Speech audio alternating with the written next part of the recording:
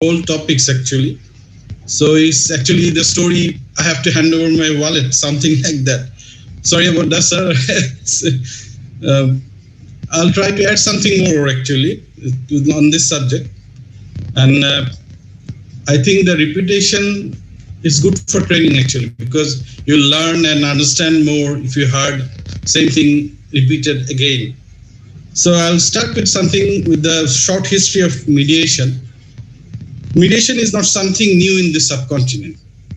Like India, Bangladesh had also for ages utilized the same system called panchayat system, whereby respected village elders assisted in resolving community disputes. Such traditional mediation continues to be utilized even today in villages, which is called shalish. Also, in pre-British India, mediation was popular among businessmen. Impartial and respected businessmen called mahajans were requested by business association members to resolve disputes using an informal procedure which combined both mediation and arbitration. Now, in very simple terms, what is mediation? It is a process where a neutral and an independent third person, that is called mediator, helps the parties in a dispute to reach their own solution. The parties usually agree who will be the mediator for their dispute, except in court and mediation. In mediation, each party has the opportunity to voice their point of view. The mediator helps the parties to focus on real issues of the dispute and explore options to resolve this. They do not take sides. The mediator does not impose a solution or give tactical advice. The parties have ultimate control over the outcome of mediation. That's the beauty of mediation. Now, what is court annexed mediation? Court annexed mediation is a form of alternative dispute resolution whereby cases which are brought to court for litigation are referred to mediation for possible settlement. That means court annexed mediation is conducted while the cases are still pending in court. This is done by a court order. The parties can ask the court to make an order for referral or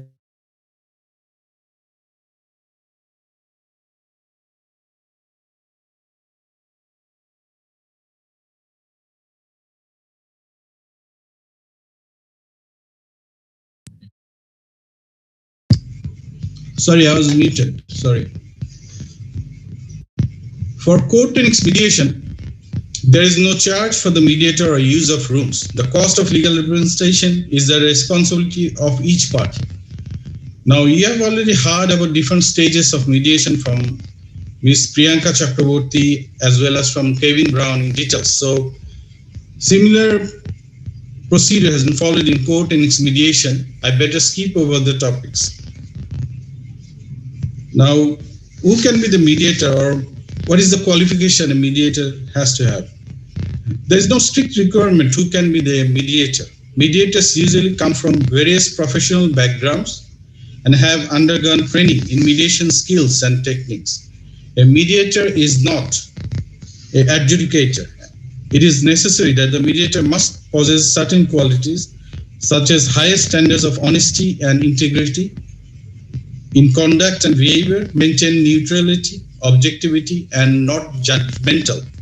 You must have patience, persistence, and perseverance, good communication skills, open-mindedness, flexibility, and creativity. In fact, mediator works as a peacemaker, and therefore the mediators must have above qualities to ensure justice. What is the advantage of court annexed mediation? I have chalked out that the mediation in court annexed mediation, judges, lawyers, and litigants become participants in therein, thereby giving to them a feeling that negotiated settlement is achieved by all three actors in justice delivery system.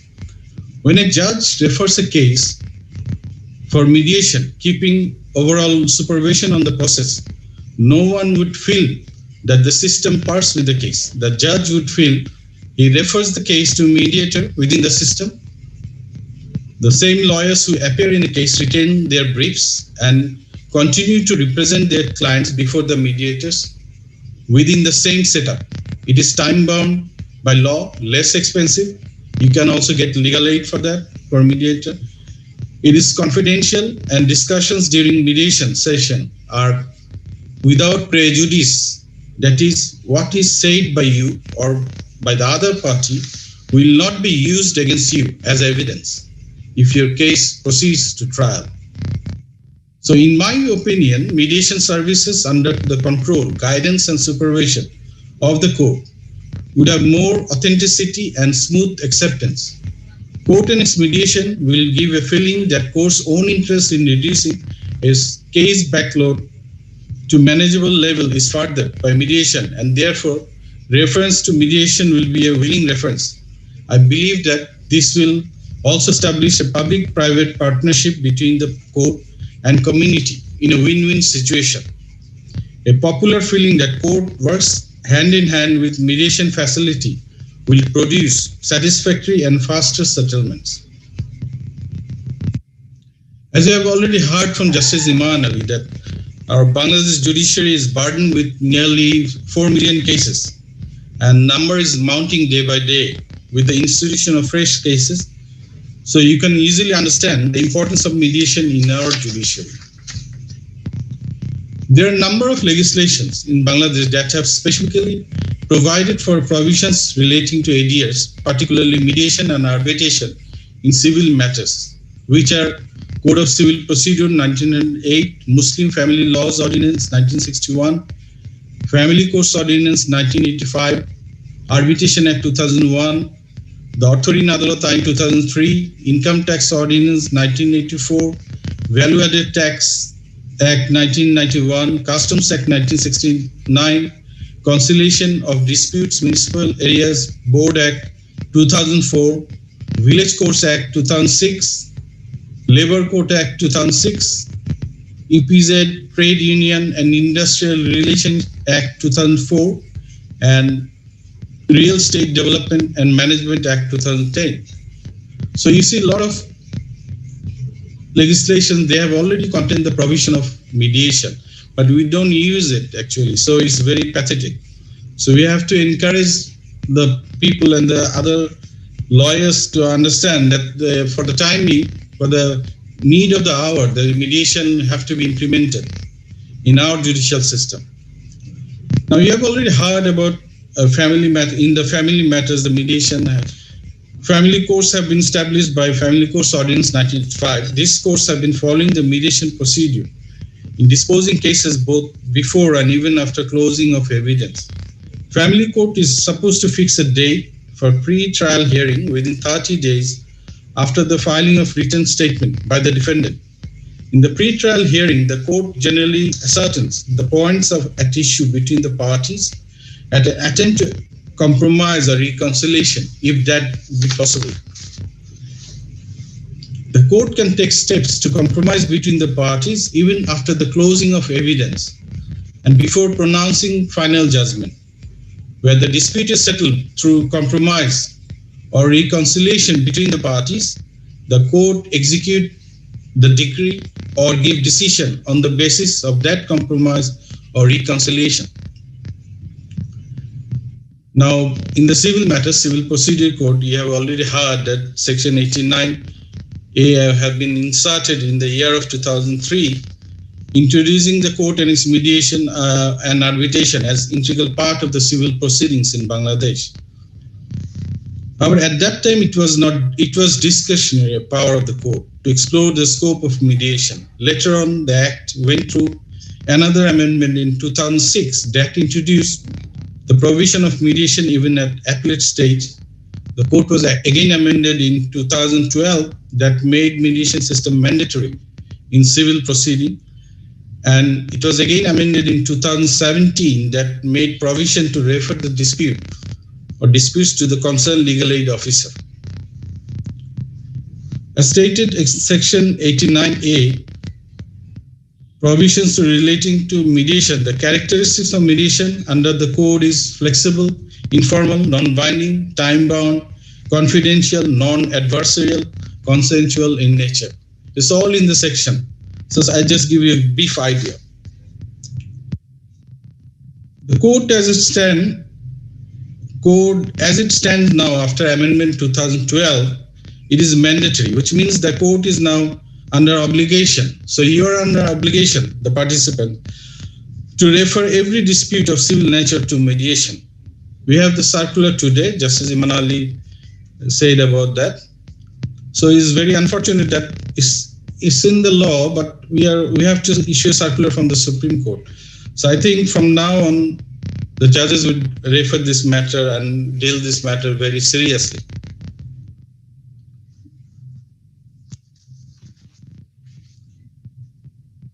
This section restricts the time frame. You've already heard about that, 60 days within which the mediation process must be concluded. The court may, however, on its own motion or upon a joint request preferred by the parties, extend the time period for another 30 days. So in total, 90 days plus 7 days for passing necessary order according to Order 23, Rule 3 of the Code of Civil Procedure. So now summing up Section 89A of the Code of Civil Procedure. First one, the mediation process shall be confidential.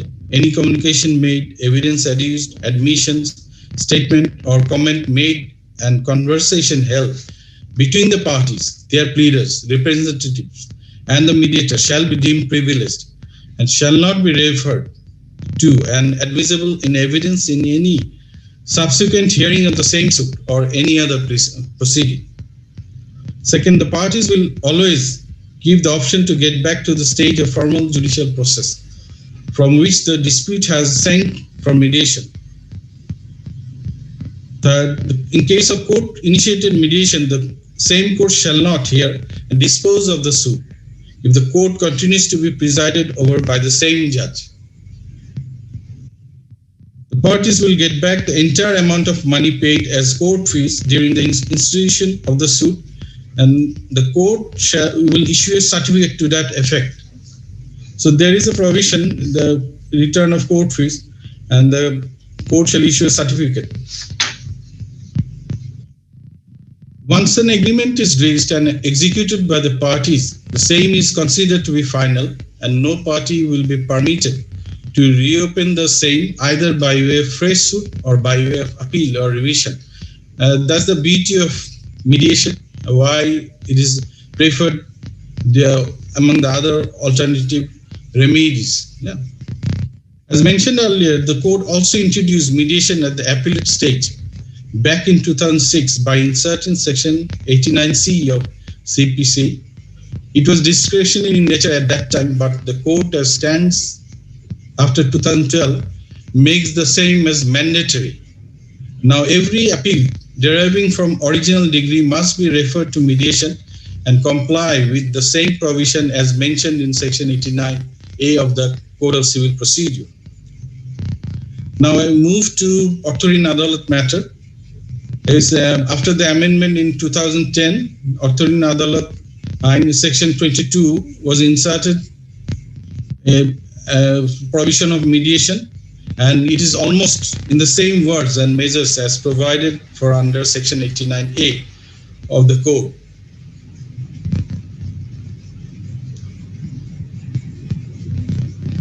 This takes one step ahead of Code in the sense that it provides for mediation provisions not only at the appellate stage but even at the revision stage and as well as at the executing stage of an authoring suit. The time limit is already you have known from the speech of Justice Iman Ali, just 60 and 30 in total 90 days, and no appeal or revision lies. And there is a provision as well for the refund of court fees. Village Code Act 2006, after formation of Village Court, the Village Court shall hear both the parties and shall take initiation for reconciliation between the parties. If the mediation is successful, the terms and conditions as the parties agreed upon will be incorporated in an agreement which is to be signed by both the parties and the nominated person. After that, the village court shall pass the order or decree accordingly. Now, Section 22 of Arbitration Act is already said by Justice Manali briefly that at the mediation, there is a stage of mediation as well. When the arbitration proceeding is going on, if the parties agree, then there's a provision for mediation. So, in that sense, it is actually, you see that in arbitration there is a mediation procedure. So you can understand the need of mediation is the need of the hour now. Now I will highlight something on criminal justice litigation. The mediation provision has been inserted in Section 345 of Code of Criminal Procedure. It's actually comparable offences. It can be compromised.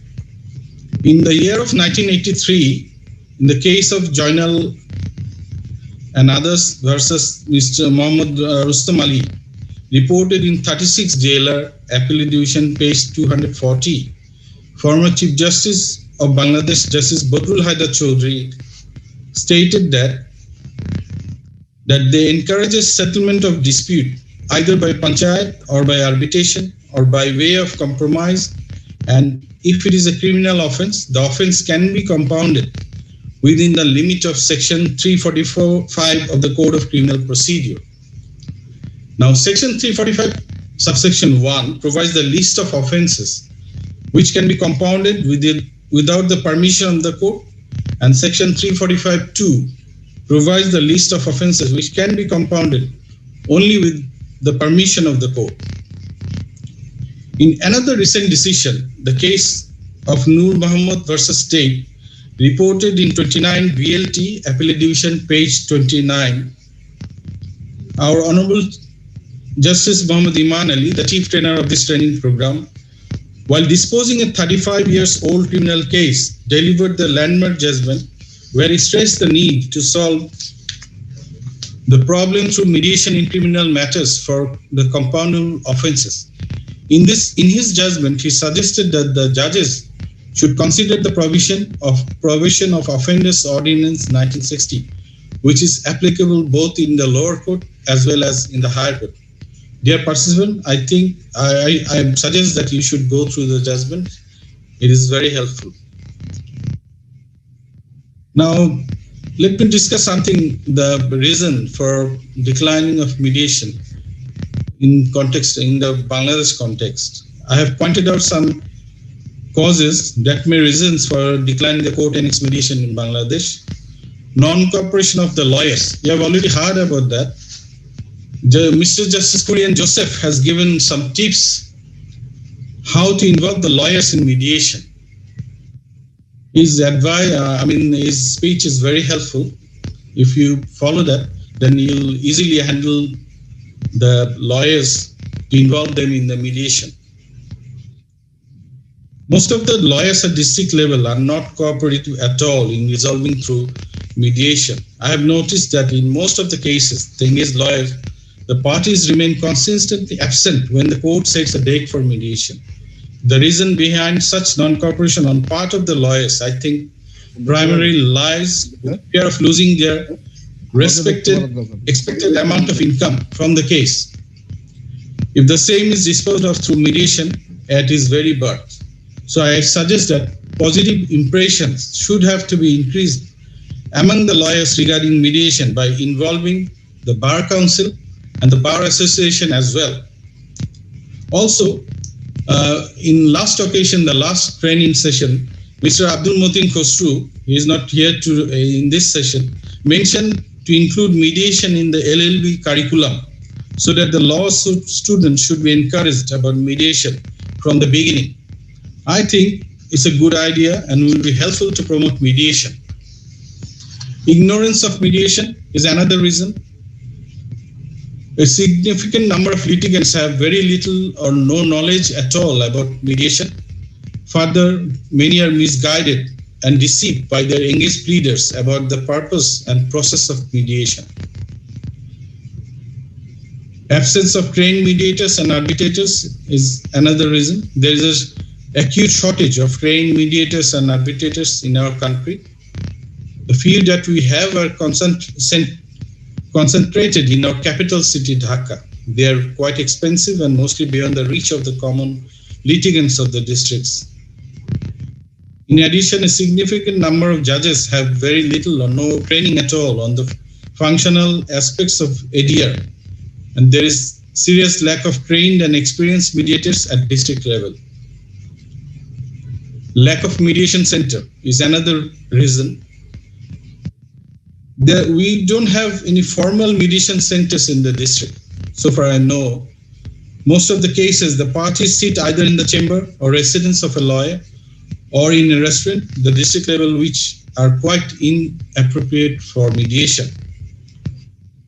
Change of mentality.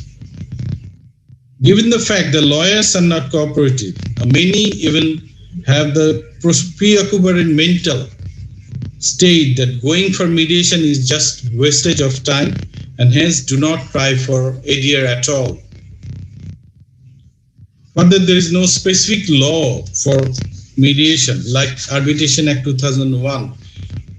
I feel that there should be a law for mediation.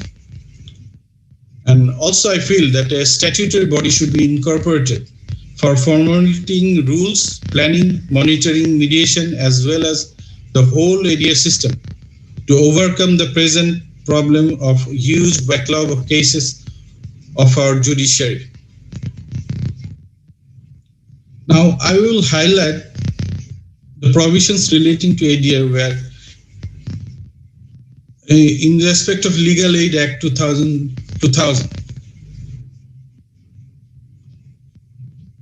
Legal Aid provision, Legal Aid Act in 2013, by inserting section 21A to the Act, in order to give effect to section 21A, subsection 2 of Legal Aid Act, the government has promulgated a set of rules in the name of Legal Aid, Legal Advice and Alternative Dispute Resolution Rules 2015. Rules 4 to 17 of the Legal Aid Rules mention the ADR provisions in the form of mediation and empowers the legal aid officer appointed under section 21A1 to act as the mediator in cases of disputes that come to him either in the form of application for legal advice or by reference by any competent court or tribunal, which already Justice Manile had mentioned in his speech. Now I will suggest give some suggestion how to promote the court and its mediation. Since the legal aid officer is dealing a very good job in solving the case backlog, I think there's a still confusion among the common people about the legal aid officer, that being working as a mediator. The fact of his being a judicial officer should be circulated to the common people, and his designation as a judge should be encrypted into his nameplate properly to avoid the confusion among the common people. Secondly, the legal aid officer needs to sit in a separate session with the disputing parties during mediation. He needs a secure room with privacy and necessary sitting arrangements. For the safety and security of legal aid officer as well as the people who come to legal aid office must be ensured for better result. Another aspect, the legal aid officer sits at district court. Many poor villagers who are willing for mediation but do not turn up considering the distance of the legal aid office. Hence, in order to ensure increased participation from the furthest corner of the village, my suggestion is that legal aid officer may sit at Upazila on designated days by rotation. My expectation is that legal aid office will be a hub for mediation, which will help to curb the backlog of cases in the courts. Public awareness need to be created for promoting mediation. To that effect, special programs on mass media like radio, TV channels, and newspapers may be featured. Social media like Facebook may also be a tremendous help in this regard. Additionally, legal aid office in the district court can also work as a cell in informing people about the benefits of mediation. Educate training for mediators and arbitrators should be arranged from time to time. And in this regard, Bangladesh International Mediation Society has already started training mediators and arbitrators with the help of domestic and internationally acclaimed trainers in a limited scale, and definitely doing a great job. And BIMS should take steps to train the lawyers as well. Then they will be encouraged to be a professional mediator in addition to their legal practice.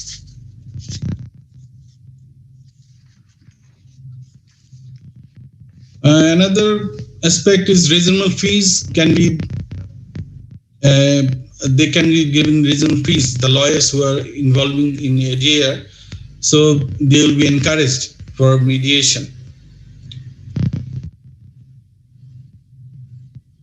Although it's not in our country, the sanction, I have stated in another lecture in my other training session, but I found something on sanction on the state of Mississippi, USA.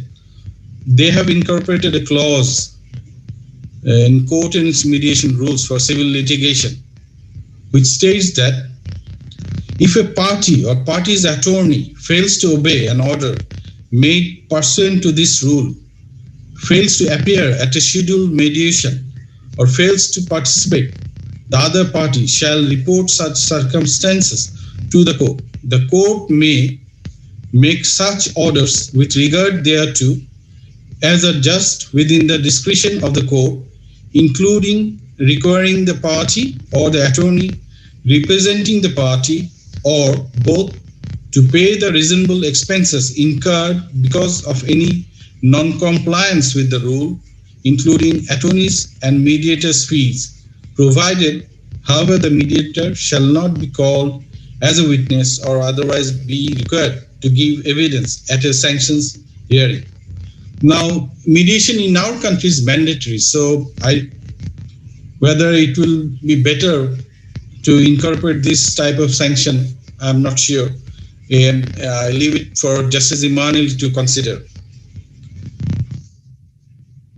Now, let me share my real life experience regarding arbitration. While I was practicing as a lawyer, I had the opportunity to conduct many arbitrations as a lawyer. I don't want to name the parties. Few of them I started in the year of 2006, and then I've been elevated to the bench of the High Court Division in 2018, but I heard the said arbitration proceeding is still pending due to stay order from the High Court Division. So you can understand easily, it has been long 15 years till the arbitration proceeding is pending. This is actually what is happening in arbitration in Bangladesh. However, some of the proceedings have completed in due time, but the problem is award is not final. As against the award, there is a provision of appeal in arbitration, and it can go up to appellate division. So contrary to arbitration, as you have heard that no appeal or revision lies against the compromise degree or order, which has been resolved through mediation. It is like win-win situation, less formal, less expensive, time-bound by law, definitely will help to reduce the backlog of cases. So considering the situation, I endorse the view of Justice Iman Ali and believe in the context of Bangladesh, mediation would be the best possible option to overcome the backlog of cases, and litigation should be the last resort. Now I'll briefly discuss on online mediation during pandemic. Mr. Kevin Brown has already hinted about that. In 2020, due to pandemic, whole world is in crisis. The functioning of the courts have been particularly hindered all over the world. Many courthouses have been closed, and judges and lawyers have been also forced to postpone in-person trials and hearing for maintaining social distancing, and also due to lockdowns. Although the courts are functioning virtually, however, methods of alternative dispute resolution like mediation is flexible tools that even during pandemic can provide litigants and backlog courts some much needed relief. In response to COVID-19 crisis across the country, mediation are increasingly using different forms of technology in the Western world. Online dispute resolution, which allow parties to negotiate remotely, to continue to resolve lawsuits and disputes even in an age of cancelled hearings, postpone trials and social distancing by virtually using smartphone, tablet, computer, or other similar technology, practically from any location. The delay of judicial proceedings in response to COVID-19 mediation provides a vital alternative to court in many situations.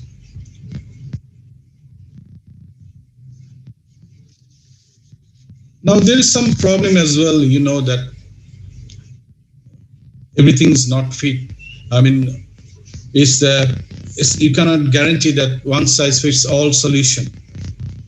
And mediation is currently seeing a success rate of 80 to 85% throughout the Western world. So I believe that you all, the responsible judicial officers, will try to promote mediation, and thereby you'll be able to overcome the backlog of cases in our country. Also, it is necessary to ensure the independence of judiciary, transparency of prosecution. Most importantly, corruption should have to be removed from judiciary to overcome the backlog of cases.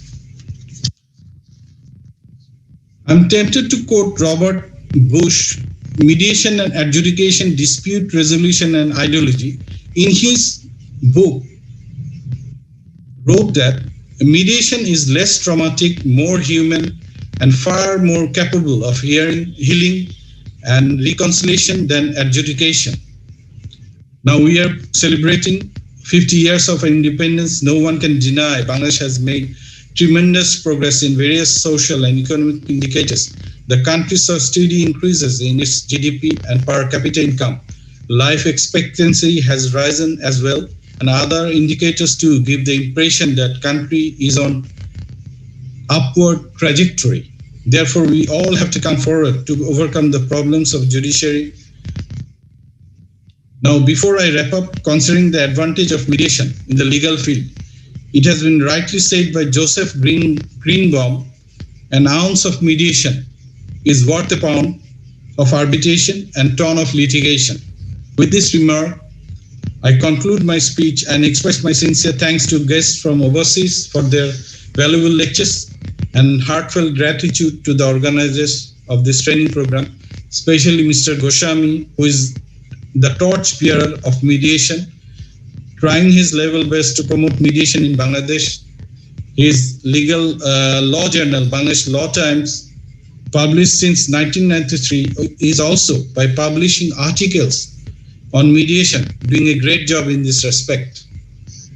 I hope you're enjoying the training and be safe during this pandemic. Once again, thank you all for listening to me with patience. And that's all for today. Thank you. Thank you very much, sir, for your stunning and noteworthy presentation. Now I will request Imanali, sir, to clarify. Yes, thank you, Anindita. Just wanted to clarify one thing which I said this morning in answer to a question with regard to what will happen if, on return to the court for hearing, the joint district judge cannot hear because he was party to the mediation. And the answer, as I suggested this morning, is the section on transfer of cases. If you refer to section 24 of the Code of Civil Procedure, that gives the court itself the suo motu right to transfer any case, and it can transfer the case to any court subordinate to it, which is competent to dispose of or try the same case. So, in other words, the district judge could himself hear it if there is no other joint session judge, or joint district judge, or he could allocate it to an additional district judge to hear the matter. Otherwise, he cannot, of course, send it to an assistant session judge, which could otherwise do, but because of the competency of the assistant session judge, of course, he cannot transfer it to the court of assistant session judge. So, and for this purpose, it says here, section 24(3), for the purpose of this section, court of additional and assistant judges will be deemed to be subordinate to the district court. So, if this joint district judge was the in session of the case, then of course it cannot go to the assistant session district judge or assistant judge, but it can be transferred to the additional district judge in order to try the case. I hope I've made myself clear. If there is any further question, I will answer it later on. Thank you. Thank you very much, sir. At this stage, we have the issue of discussion on getting to yes. This is a very important part, and I humbly request Ms. Madeline Kimei, advocate and international mediator, to present on this topic. Thank you very much for that warm welcome and good afternoon to you all. I am Madeline and I will be presenting on getting to yes. When mediating, how do you need to utilize your negotiation skills in order to move the parties and facilitate the parties towards getting to yes. But also there are some aspects whereby we will be discussing the issue of getting that past no, because when we're speaking of negotiations, we want to turn adversaries into partners. And so before I begin and share my slide, I'm going to be sharing a clip, which I did share in my last address, so that we could just have a feel of why William Orai and Roger Fisher wrote this book. They're one of the pioneers in the theory of principled negotiation and breakthrough, and getting that breakthrough in negotiation. And so let me go ahead and play this YouTube clip before I begin. And before I do play this clip, good afternoon to Honorable Justice Imam and the Honorable Justices who are attending this particular training, along with the Bangladesh International Mediation Society and my very close friend, Advocate Goswami. Good afternoon. So that gives me leeway to jump right through to the clip, and I hope and I would seek the assistance of Anindita to confirm that you can see my screen. Yes, ma'am. Okay then. So let's hear from William Orai himself. Subject of difficult negotiation reminds me of one of my favorite stories from the Middle East, of a man who left to his 3 sons 17 camels. And to the first son, he left half the camels. To the second son, he left 1/3 of the camels. And to the youngest son, he left 1/9 of the camels. Well, 3 sons got into a negotiation. 17 doesn't divide by 2. It doesn't divide by 3. It doesn't divide by 9. Brotherly temper started to get strained. Finally, in desperation, they went and they consulted a wise old woman. The wise old woman thought about their problem for a long time, and finally she came back and said, well, I don't know if I can help you, but at least if you want, you can have my camel. So then they had 18 camels. The first son took his half of 18 is 9. The second son took his 1/3, 1/3 of 18 is 6. The youngest son took his 9th, 1/9 of 18 is 2. You get 17. They had 1 camel left over. They gave it back to the wise old woman.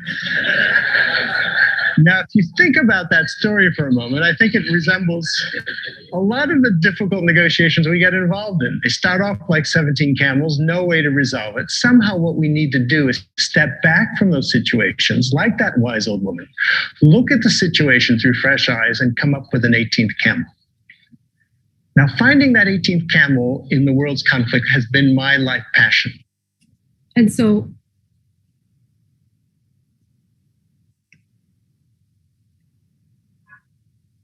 if I can get back, then I will be sharing my screen now so that I can begin the presentation.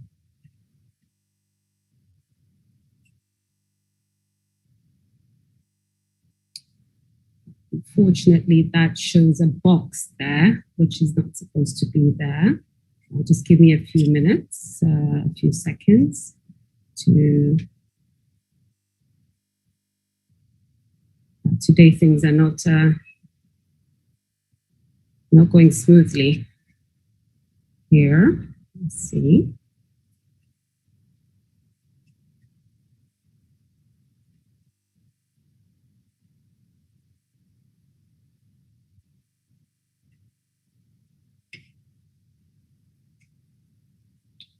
Okay, let me just go to the first slide, and there you go. And I think that's visible.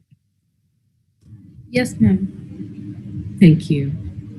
Sorry, I woke up today a bit, maybe not so tech savvy. And so getting to yes, my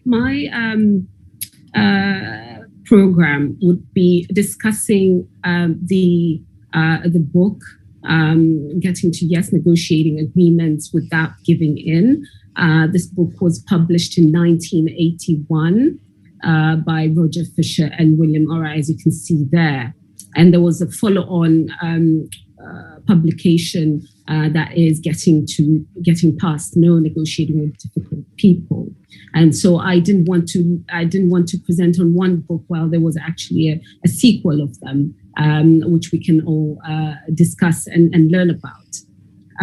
So they came up with the theory and practice when they saw the theory and practice of alternative dispute resolution beginning to flourish. They advanced this model of negotiation called principled bargaining or principled negotiation, which really seeks to use objective negotiating criteria in an attempt to reach the best possible outcome for both sides. So principled negotiation provides an alternative to the one that we're used to as lawyers. In common law systems, we're taught adversarial sort of bargaining, where there's that sort of usage of hard skill negotiations, which Fisher and Ori in their book argue are inefficient and produce sort of reckless agreements which are not sustainable.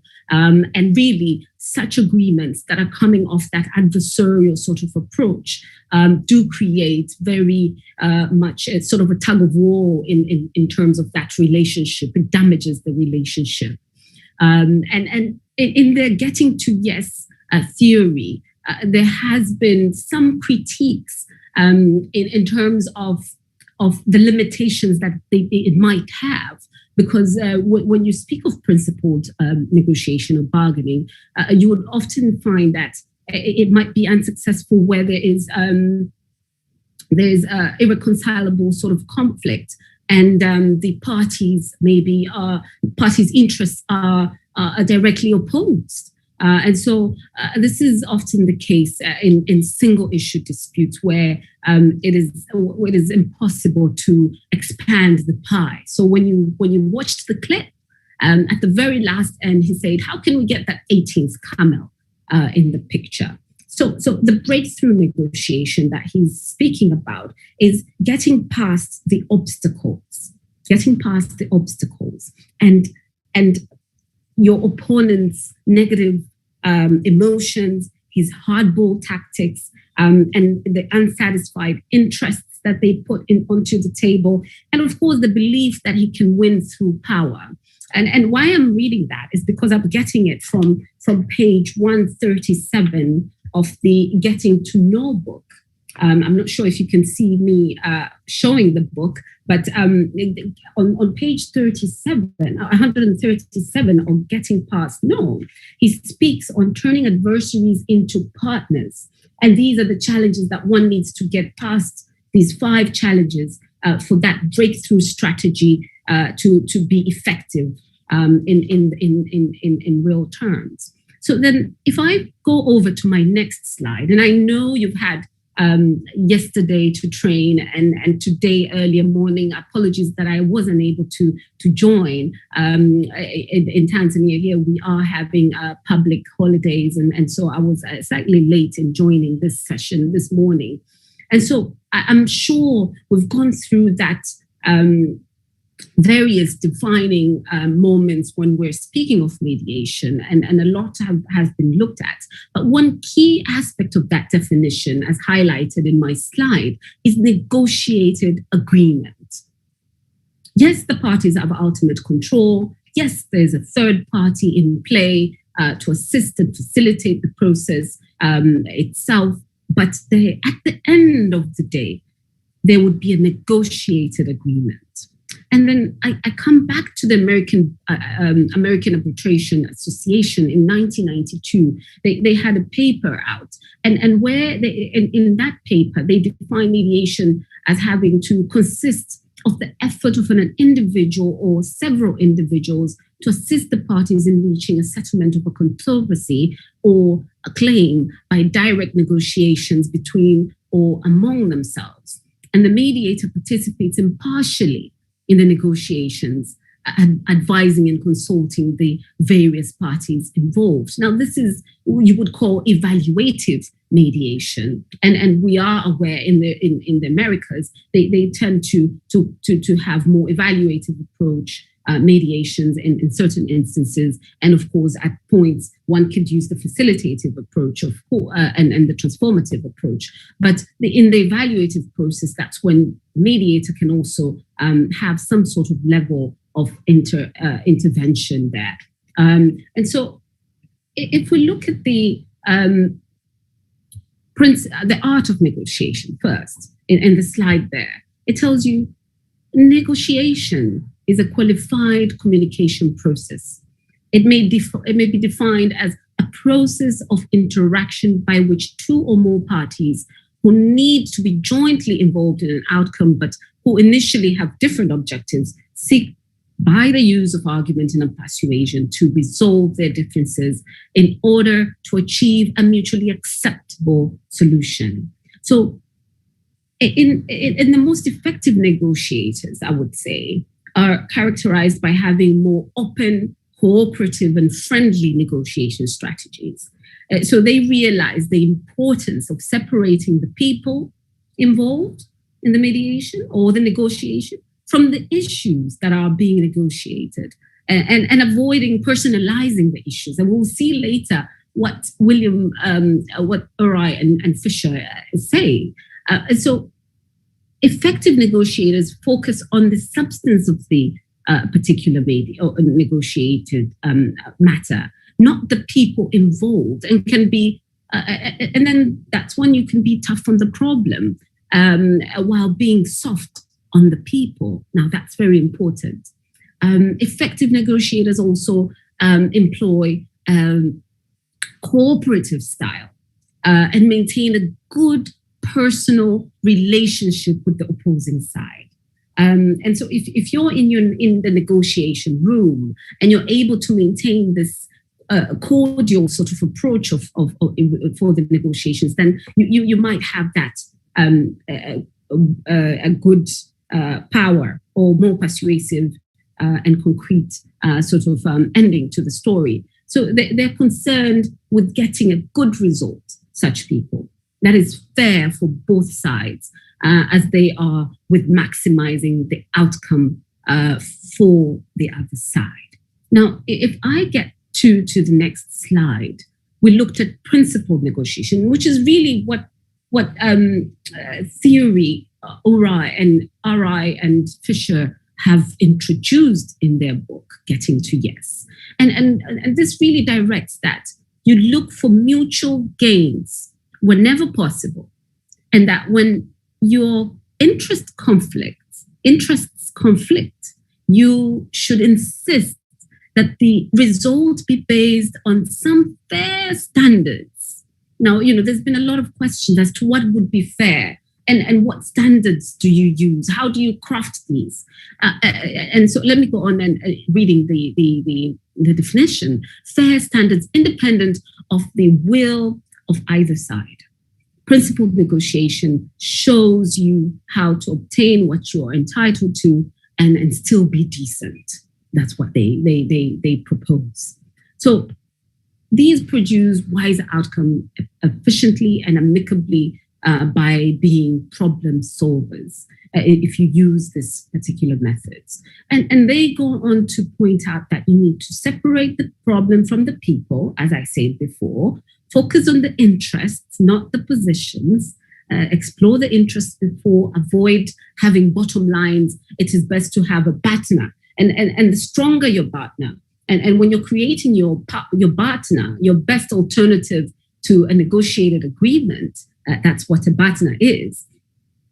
You need to be, you need to have elegant options. You need to be inventive, and making a carefully crafted commitment is what would give you that concrete, as I say, concrete position that would be more persuasive, and you could get that buy-in from the opposing side in a more efficient way. So you create those variety of options, then insists results are based on an objective criteria. objective criteria. This is another element of the principal negotiation that both the writers of this book have put forward. When the focus on preserving, their focus is really on preserving the relationships and achieving mutually beneficial agreements, and the high success rates of principal bargaining settlements make it a desirable model for lawyers to adopt during the negotiations. And it's important that they recognize the limitations that we spoke of earlier, and be willing to adapt accordingly. And when you bring in, for example, the issue of perceptions, when perceptions of the parties differ in appropriate cases, objective criteria like experts' opinions, scientific data, valuation reports, assessors' reports, etc., can be relied upon by the parties to examine the options and arrive at a settlement. So this is when we speak of objective criteria. So developing that objective criteria is of utmost importance. And so the negotiation principles, as summarized there, are what is the position? What are the interests? What is your BATNA, your best alternative? Your best alternative to a negotiated agreement, and the bottom line, meaning your reservation price, and then, of course, your zones of agreement. The positions, of course, as I said, what the negotiators want, and the interests, why the negotiators would like this. Of course, when we speak of the bottom line or the reservation price, in terms of position at which the negotiator will walk away from the negotiations, relative to you getting at a store where you're able to negotiate for a particular silk scarf, and you they started off at a high price. You've been able to lower them down a little bit, but they're not budging, and so you would walk away in terms of what is in your pockets. So the reservation price, the bottom line, is also known as the reservation price. If the negotiator cannot get at least their bottom line in the negotiation, then they will vote with their feet and walk away from the deal. The zone of agreement, that represents the difference between the bottom line between the parties. And if there's no overlap in the bottom lines of the parties, then there would be no possibility of getting to an agreement. Now, I'm going through this book, and I've thought about it, and I wanted to also present on the other aspects of such as distributive bargaining. And distributive bargaining, as you can see there in front of you, is often referred to as zero-sum game, where any gain by one party results in an equivalent loss by other party. And this could also be equated to the adversarial system that we are aware of. So the two forms of destructive bargaining are positional bargaining, rights-based bargaining, and interest-based bargaining. And I think, I've highlighted three there, but they feed into each other. The negative consequences of distributive bargaining are by taking rigid stands, the relationship is often lost, creative solutions are not explored, and the interests of both parties are not fully met. It's time consuming, and both parties take extreme positions, often resulting to an impasse. Now, when we're learning our mediation techniques, skills, and building ourselves in the technique of mediation, we know that when parties reach impasse, it is really a hard job for the mediator to get them past that impasse. They would have to use reality testing techniques. They would have to, in a matter maybe involving a litigation of high value, you'd have your decision trees on the table for you to evaluate the cost-benefit analysis, in order for you to show the parties that if we do proceed to a litigation, really, you would incur more costs in the litigation process as opposed to having to settle here right now and then. And so that's very important to look at.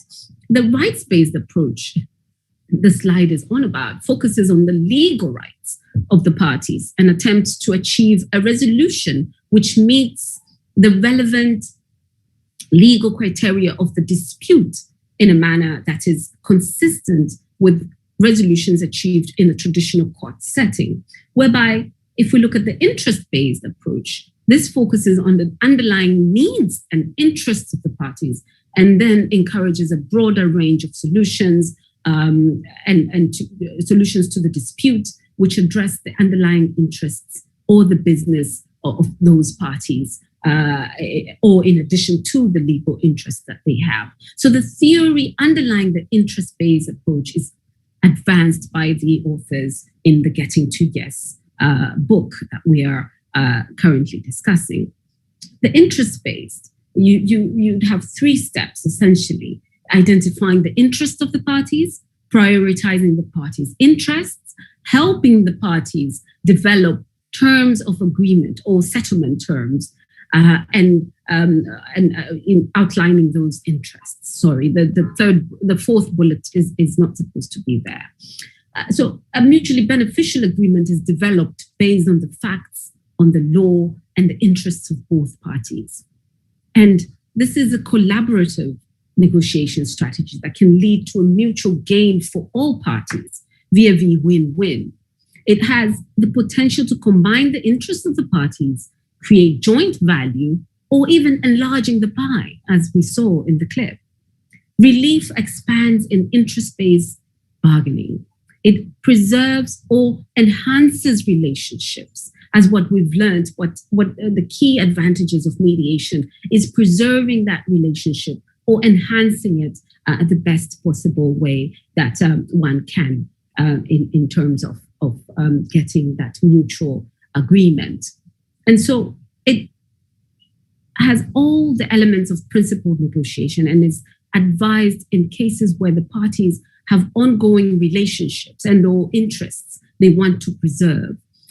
So listening to, understanding, and acknowledging the other side's point of view is not a concession. It is not the same as agreeing with it, but it's something that will drive you towards the drawing board and getting that done. Integrative bargaining is an extension of interest-based bargaining. And this is when you're expanding the pie. And we heard in that clip as well, we're seeking the option of getting an 18th camel.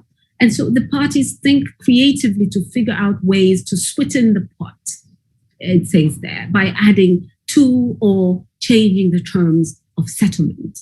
And this is very interesting part of the mediation.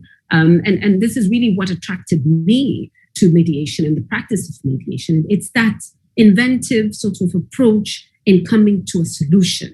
And that ability to do that really does forge greater relationships, greater business value, brings greater value to the businesses that are involved, because it really does end up getting them more than what they came with through the door to your mediation chambers. And so opening the last bullet on objective criteria we've spoken about, and instead of allowing the negotiation to be determined by a context of power, make it a battle of wills, negotiators, criteria, that objective criteria should be used to set the standards as to what would be fair settlement.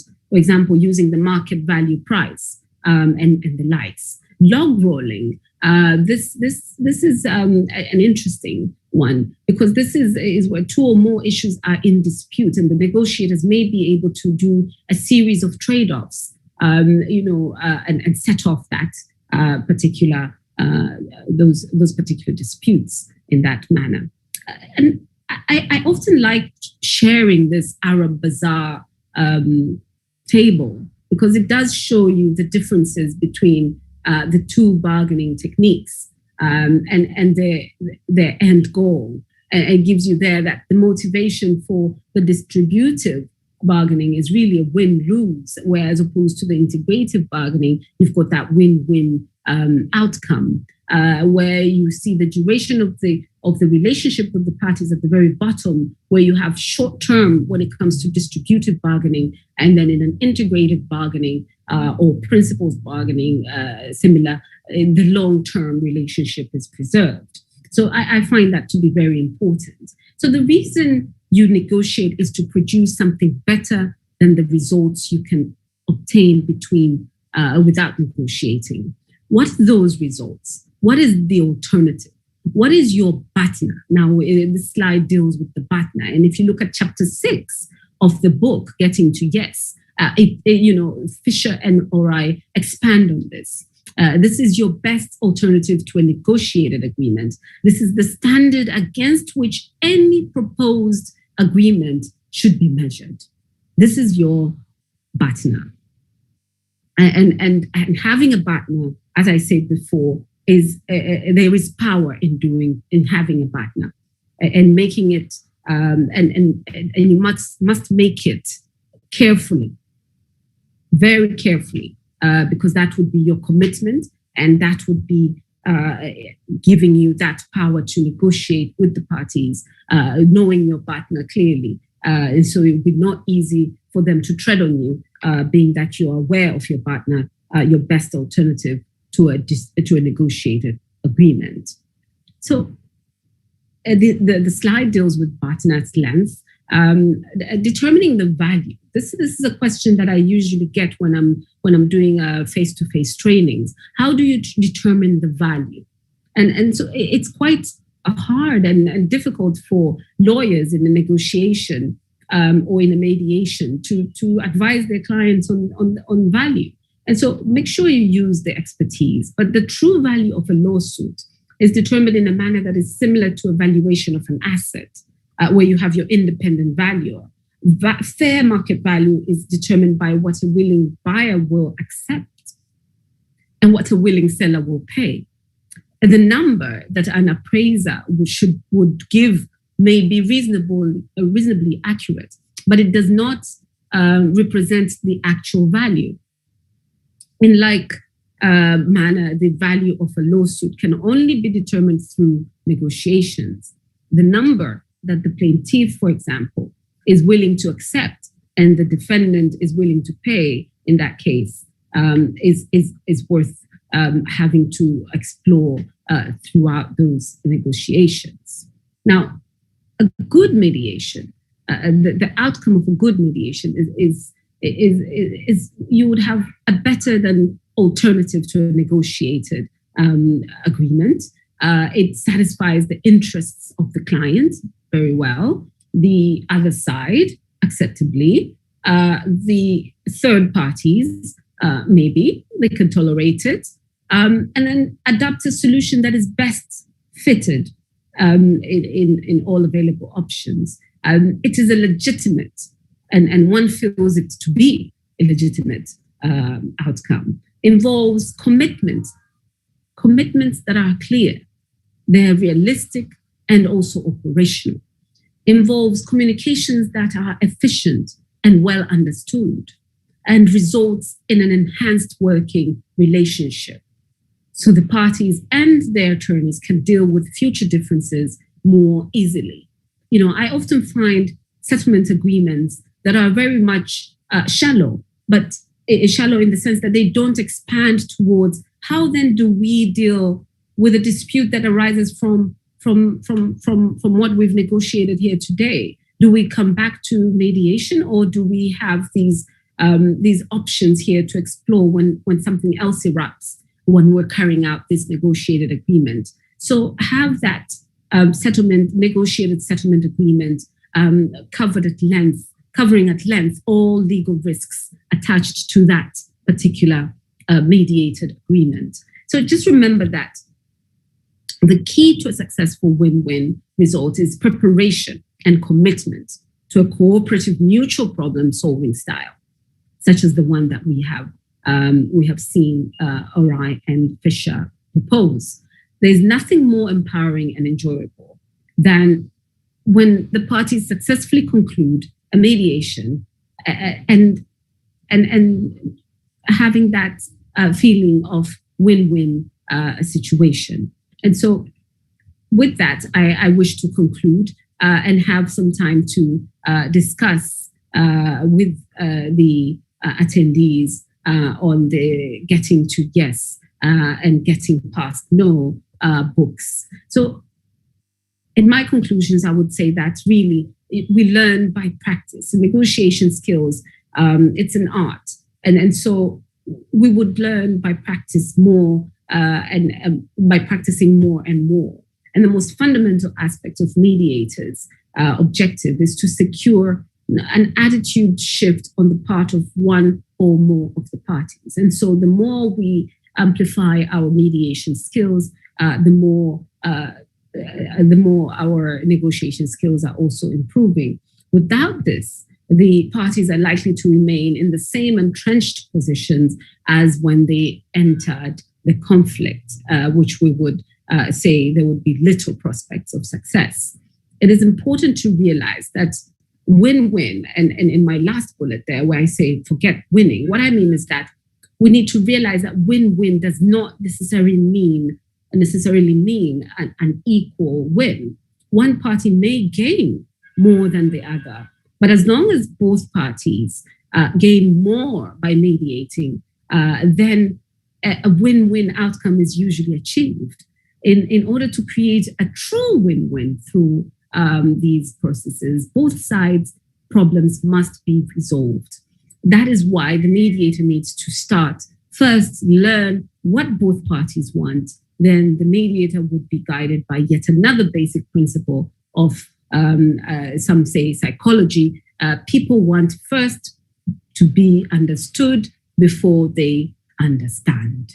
And that is the first stage of principled negotiation, which is preparation, and then, of course, exploring the positions and the likes and understanding the situation.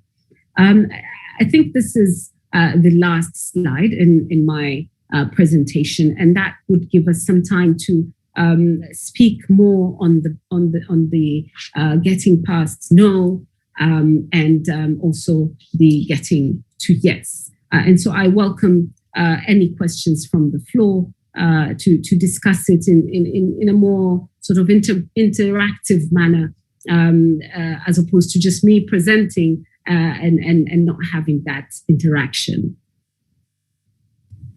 Thank you very much, ma'am, for the amazing presentation that you have made on getting to yes and getting to no.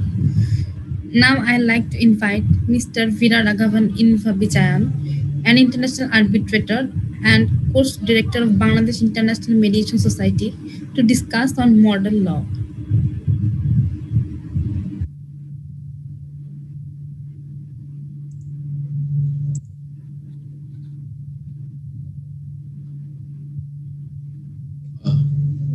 Good afternoon. Am I audible? Yes, sir. Good afternoon. Good afternoon, Honorable Justice Imam Ali, Honorable Justice Sohail, and my good friend and well-wisher, Mr. Goswami. It is always a happy moment, and that too, when going along with the judges training, it is very happy to share about this mediation after Madeline's getting to yes. As rightly pointed out in the third edition of the training, Justice Imam Ali was very much happy to clarify the very interesting aspect that in Bangladesh, there are several legislations, multiple laws are there, which deals with mediation in piecemeal. Various legislations are dealing the mediations, and it is the time for us to have the proper reform in mediation to consolidate the entire mediation provisions, which is quite spread over the multiple legislations. Now it is the time for us to consolidate. We have to consolidate the provisions relating to mediation, which is predominantly in laws like one good example is the Legal Aid Amendment Act 2015. We can see the provision of mediation, which has been inserted where before filing a case with the help of the government legal aid, it is suggested to resolve the dispute via mediation. And if you see the success rate, reasonable success rate is 75% of the cases applied for legal aid at pre-trial stage are resolved through pre-legal aid mediation. That is the present situation. This is one existing law in Bangladesh which facilitate mediation. The another one is the chapter pertaining to chapter 5 of Arthar Adalat 2003. There also you can see section 23, which talks about settlement conference after the filing of the written statement. Adding on, we can also look into the Family Court Ordinance 1985, the Village Courts Act 2006, and very interestingly, the Arbitration Act 2001, section 22, which also provides the scope of mediation.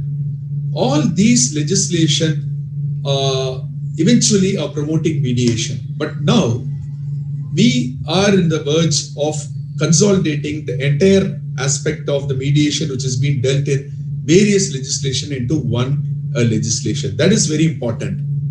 That task is now facilitated by this model law, what I am going to share with you for another 30 minutes.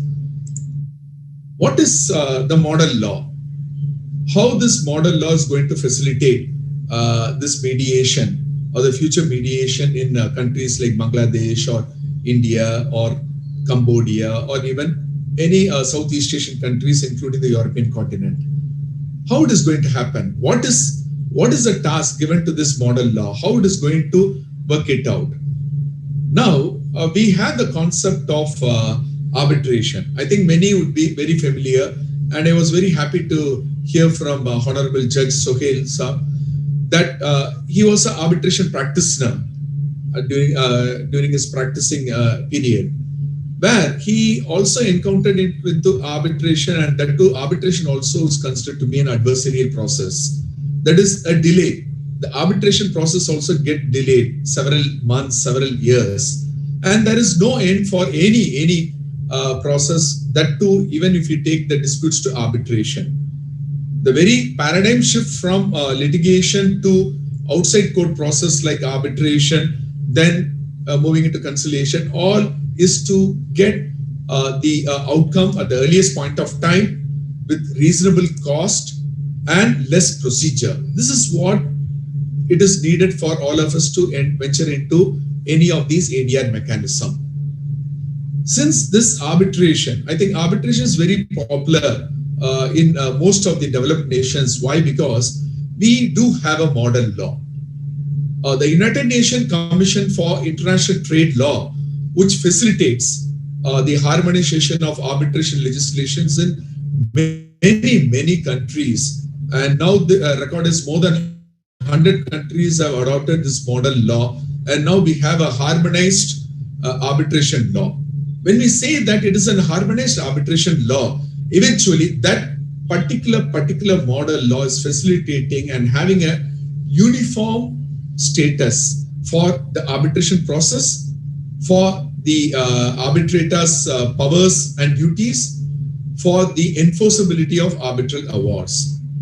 It is a wholesome key for a successful process, that too for arbitration.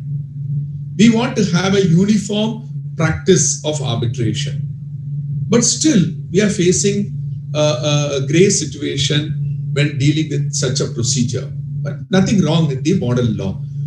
But we have to look into a new model law, which is the Singapore Convention on Mediation. This convention is now facilitating the mediation in many countries. And interestingly, when you see into the story of mediation, and particularly this convention, going back just before the pandemic, in August 2019, the month of August, the date is obviously 7th August. In Singapore, more than 45 countries signed a convention which is likely to be called the United Nations Convention for International Settlement Agreements, UNISA. This convention is the thriving force for having a harmonized mediation legislation globally. Getting back to some of our earlier speakers, particularly mentioning about court-annexed mediation, the court-facilitated mediation. When you look on in 2003 in Bangladesh, the inclusion of Section 89A and Section 89B in the Civil Procedure Code, which made a pre-litigation mediation or the court referring the matter to mediation. And subsequently in 2006, inclusion of Section 89C, which facilitates the concept of referring to mediation in appellate stage. 89A, B, and C is a facilitating platform for the judiciary to be proactive to mediation. A pending suit, a pending appeal can also be referred to mediation. That is the advantage what you have in Bangladesh. Having such an advantage, if you are going to have another applicability of the model law, making mediation legislation a dream which is going to be true happening in the coming months or years in Bangladesh, it is the final destination for all of us to have a constructive dispute resolution mechanism. We have all these ADR mechanisms. We are saying that alternate dispute resolution is the best mechanism wherein the party autonomy is there, less time consuming, limited appeal, in some situation no appeal. There is a limited chance of complexity in the procedures, and finally it is also going to be enforced. All these makes us to go to ADR. And when we look on 89A, B and C or the CPC of Bangladesh, it is also facilitating to go to ADR. And when it is matters going to be referred to ADR, we have an options from starting from arbitration, moving to conciliation and mediation. All these are predominantly available in our legislation. No doubt, it is flexible, it is informal, it might be non-binding, but still it is confidential with non-adversarial nature. Now, a good example, many people would come across the press that AstraZeneca vaccine is not good and some European countries have stopped using it. Yesterday, there was an announcement by European Medical Association, the Medicine Association, saying that the benefit is much higher than the risk. This is the world where we are living. Better having a resolution with a minimal risk. We have risk. Any process we do have the risk. Whether it is arbitration or whether it is mediation or whether it is conciliation, we do have the risk. But now it is a time.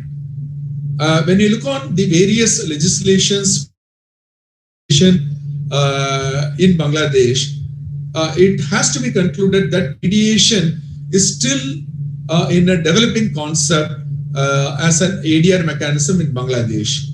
We need to have a formal structured process wherein we can implement this mediation, what has been taught, what has been shared, the knowledge shared by all the resource persons, is that this mediation has to be effectively benefited for the general public, as well as the judiciary would be in a situation to effectively implement this mediation.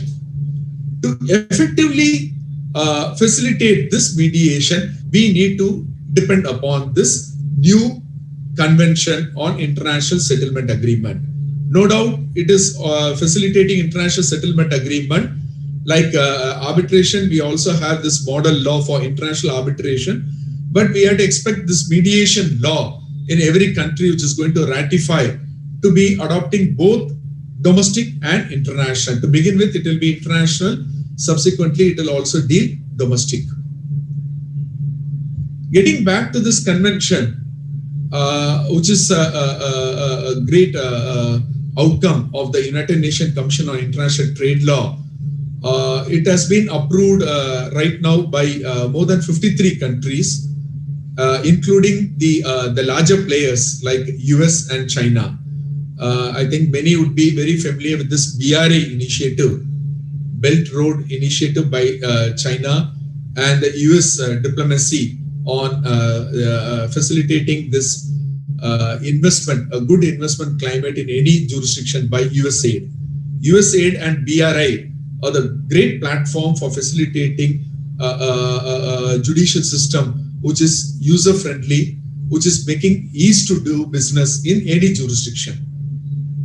Fortunately, these two great nations have signed this convention, and we are all in the pipeline to sign it. India has signed, Bangladesh is in the verge of signing it.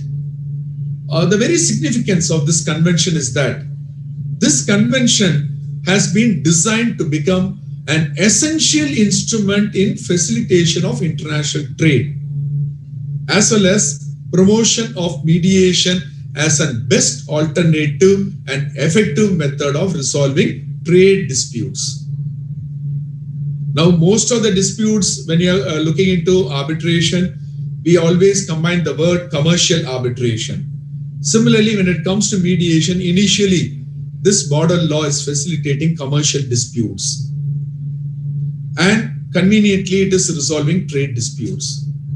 Secondly, this convention or the model law is ensuring a settlement which is reached by parties has to be binding and enforceable in accordance with simplified and streamlined procedures. It's very interesting to accept a new trend that the mediation is going to be binding and enforceable. Till now, what mediation or conciliation, which is being facilitated by Section 89A, B, or C, says that it is non-binding, but still it's an enforceable agreement. Now, this convention or the model law is going to facilitate the parties to have a binding resolution of the dispute, which is also enforceable with a limited, simplified, streamlined procedure. We have less procedure, less cumbersome procedure.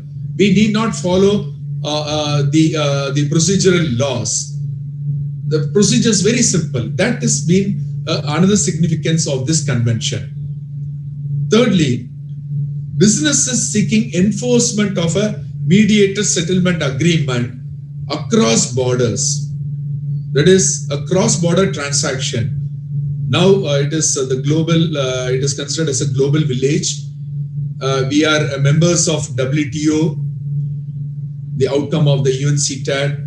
We are always interacting with people. The free movement of people is there. The tariff barriers have gone. We are having FTAs, free trade arrangement. We are having regional cooperations with many countries. If you go to European continent, the European Union is there. The common currency is there. Now it is considered as a global village. When we are dealing with a cross-border transaction, obviously the enforcement of a immediate settlement agreement is very important. Why we all go to arbitration? Very interestingly, Bangladesh as a country has a very success rate in international arbitration, particularly dealing with maritime arbitration, the boundary disputes, maritime boundary disputes with India. They are very successful. And this success obviously is also enforced with the 1958 New York Convention dealing with enforcement of foreign arbitral awards. That is the reason why we go to arbitration. In arbitration, we have a convention which is exclusively dealing with enforcement. In mediation, when we opt for mediation, now this convention of model law, that is the Singapore Convention, is going to facilitate the businesses which is seeking enforcement of a mediated settlement agreement across borders, which is so likely to be applied directly to the courts of countries which has signed or ratified the treaty. Earlier, it was a very common understanding that enforcement of that settlement agreement is another contract. Another contract is signed by the parties. A mediator settlement agreement is considered to be another contract. There is still possibility of one party breaching it. If a party breach, then we have to find another dispute resolution process to resolve it. Once this convention or model law is to be ratified or signed by any country and a mediation law is going to be enacted, then the courts are going to accept that mediator settlement agreement as a final process of that particular non-adversarial procedure, and it is going to be enforced in the domestic courts. Fourthly, the harmonized and simplified enforcement framework will save time as well as legal cost. The cost involved for the litigants in the courts or in arbitration there is no limit for it. Even though I am a lawyer, I have to accept that the cost involved is not actually budgeted by the party, and the party is not in a position to predetermine the cost, what is going to be incurred, whether it is court litigation or whether it is going to be arbitration. Now, when we opt for this model law and when we opt specifically for mediation, this harmonized, simplified enforcement framework will save time as well as the legal cost for the litigant, which is quite crucial and important, particularly in uncertain situations now what we are facing because of this pandemic. The process, the new normal process is online. We can do the online process, but still when it comes to enforcement, this mediation, particularly based on this model law, is going to save time as well as legal cost. And the final interesting, significant aspect about this model law is that businesses in India or Bangladesh or any country around the world will now have greater certainty in resolving cross-border disputes. Globally, when we have a dispute coming under the public international law, we have to end up in ICJ. When we have criminal issues like genocides to be dealt, we have to approach the international criminal courts. When we have a commercial disputes, where to go? When we have international commercial disputes, fortunately, we have a jurisdiction like Singapore near to us. In Singapore, there are international commercial courts. If a country ratifies that particular court, we can enter into that court. In Europe, we have Belgium. Belgium is a jurisdiction which is dealing with multi-jurisdictional disputes. Swiss is a good jurisdiction. All these jurisdictions are dealing multiple cross-border disputes. But when it comes to commercial disputes, jurisdiction like us, we don't have a proper forum. And when we are opting for mediation, the convention, the model law is going to now have a greater certainty in resolving cross-border disputes through mediation. And interestingly, it provides more effective means for mediated outcomes to be enforced. All these gives a boost to countries, particularly ease of doing business. The credentials by enabling swift mediated settlement of commercial disputes is now evident. Commercial disputes, construction disputes, financial disputes, banking disputes, maritime disputes, securities market disputes or the capital markets, commodity disputes. All these disputes are very serious too when it comes to be our economy. It is all economic impact when a dispute is being taken up in arbitration. And the time taken in arbitration obviously would be a real situation of uncertain situation for that particular party. considering a builder, a developer, a contractor doing a high-rising building, if he is going to complete that project within that contract period of 18 months, fine. If he couldn't complete and a dispute is arised, there might be some delay, 2 months delay, 20 months he completes, and there is a dispute. That dispute is going to the courts or going to arbitration, and the outcome is going to happen in another 5 years or more than 5 years. What will happen to that particular contractor? What will happen to that particular project? The end project, that is the building, has to ultimately reach the beneficiary. The beneficiary has to get that fruit of that particular project. After 5 years or after 7 years, if they are going to get the outcome, it is not worth. If you opt for mediation, that too based on this model law principle, then the outcome, whether it is going to dealing with domestic dispute or international or cross-border disputes, obviously that outcome would be really, really helpful for the parties, particularly the litigants. This is going to be evident when a country like Bangladesh is going to adopt that particular convention. Now coming into the key features, what is the future, the ingredients of that particular convention? There are various articles. Every article has a significance, like our model law for arbitration. We do have constructive articles. And this constructive articles deals with which are all included to be taken for settlement, which are all excluded to be taken for settlement. One thing we have to seriously consider, it is not that all disputes can be taken to mediation or arbitration. This model law also guides us that certain things are restricted to be taken to mediation.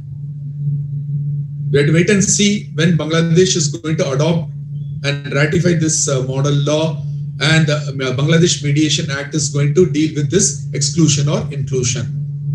Some example is that some personal laws, some household issues arising out of household or domestic issues, inheritance issues, employment issues,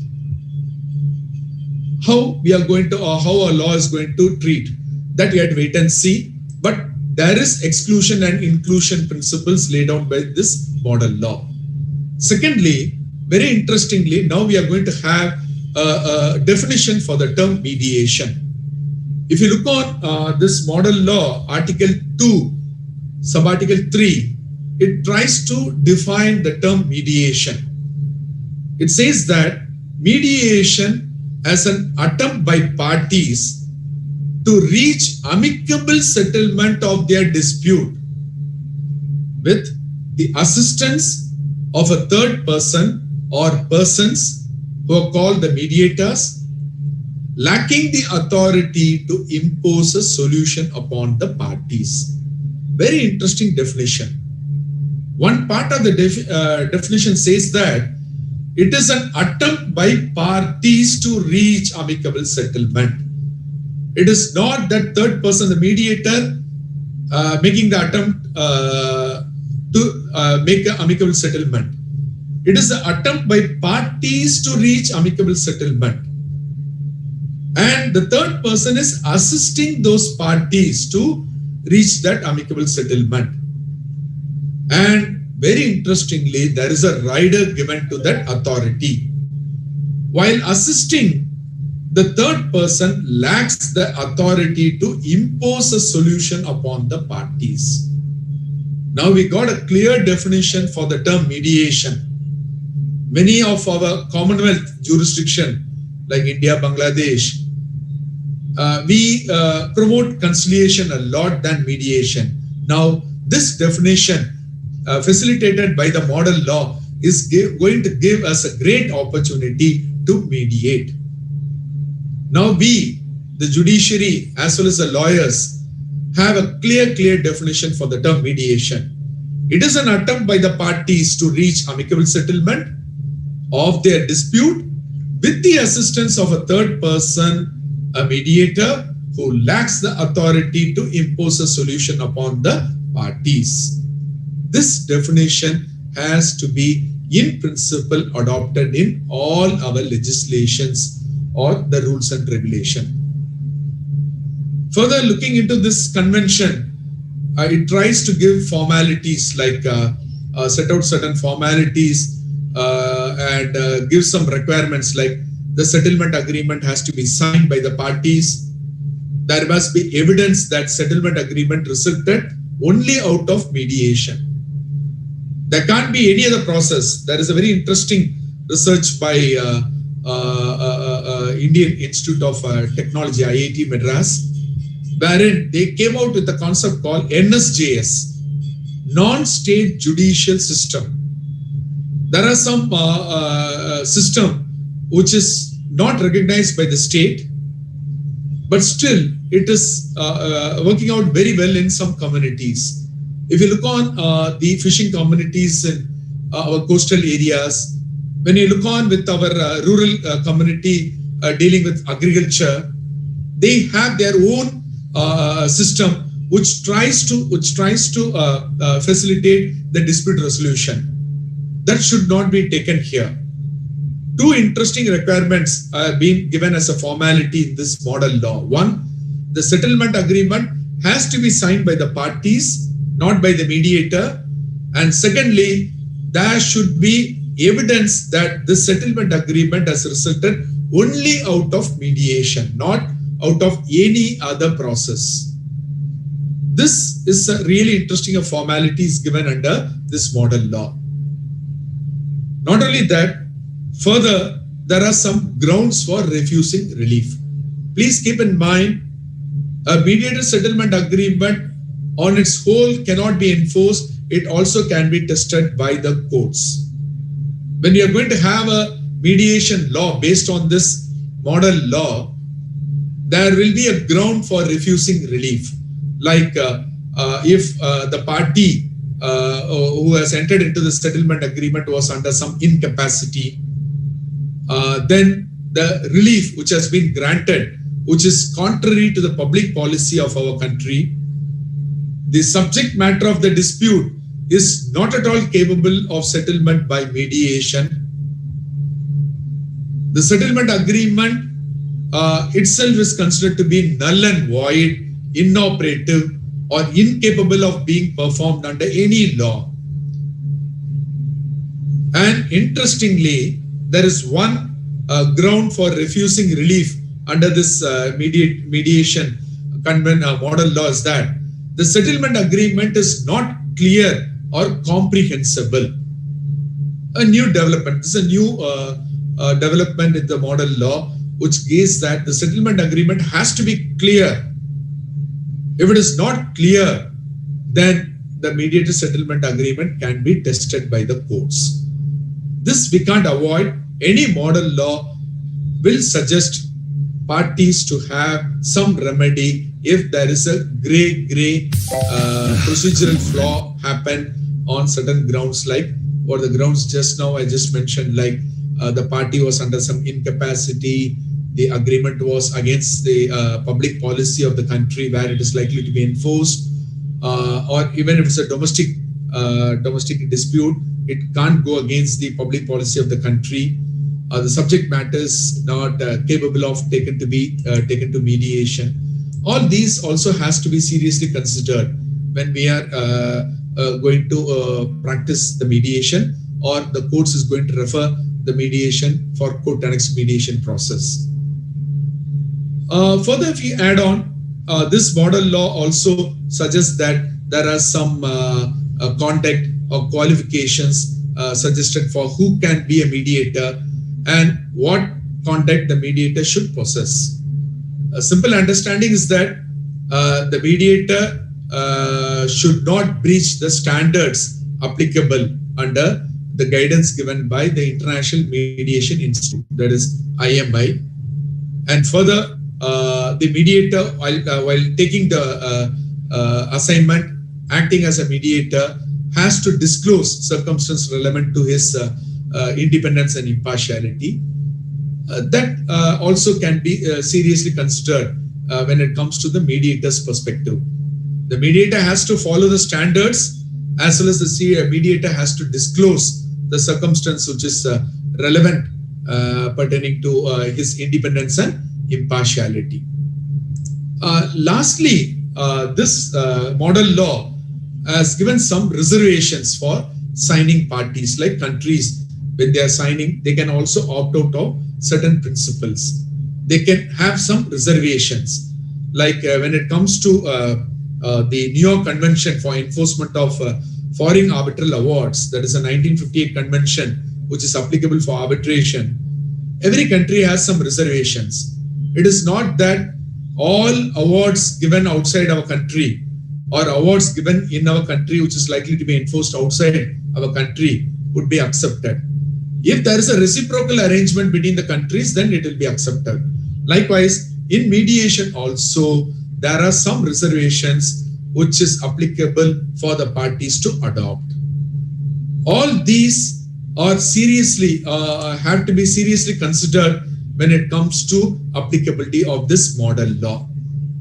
And lastly, some interesting information about this model law is that this model law is going to not only going to facilitate the very smooth running of the process, the mediation process. It is going to give a chance for a uniform template for mediation across the society, not only in commercial transaction, but in all private transactions, wherein the parties would obviously analyze the dispute at hand in a procedure which is not actually a procedure laid down under the procedural codes like the Civil Procedure Code. It is the process and procedure which the parties and the mediators are going to adopt.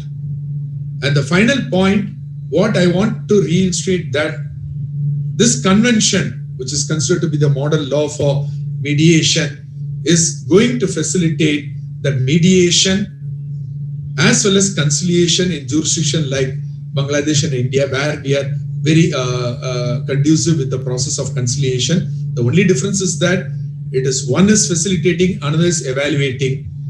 Mediation is facilitating, conciliation is evaluating.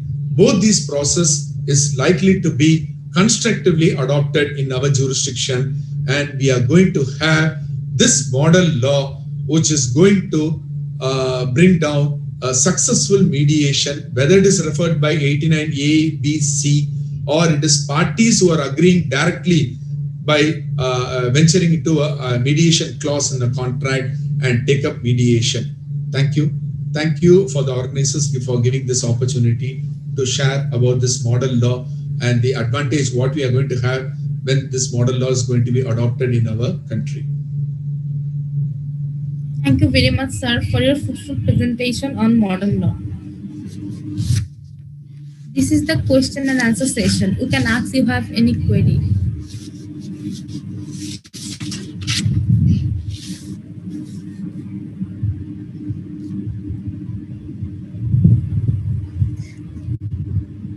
Okay, at this moment, I'd like to request Jamila A. Ali, Senior Counsel, Supreme Court of Guyana and Caribbean Court of Justice, Vice President of Guyana Bar Association, as well as a certified mediator, to discuss promoting mediation in the administration of justice.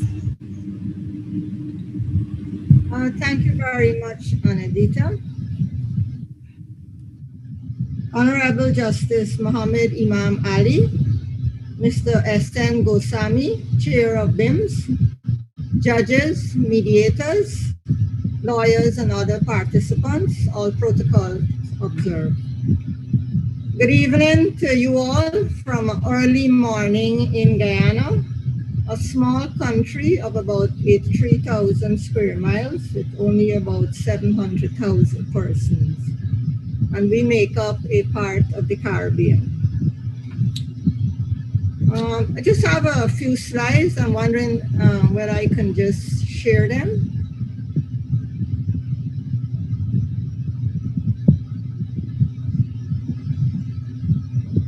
Are you seeing the slides? Yes, ma'am. Okay. All right. So my topic is promoting mediation in the administration of justice. We have heard that in Bangladesh, there is a backlog of 4 million court cases.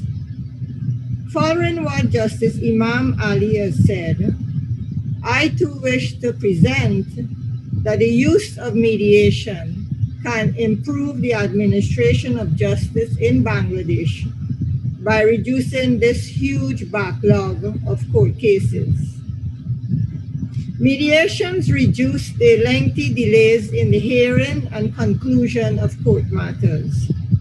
And mediation is needed to promote justice and alleviate the sufferings of peoples due to either the non-hearing or the late hearing of cases.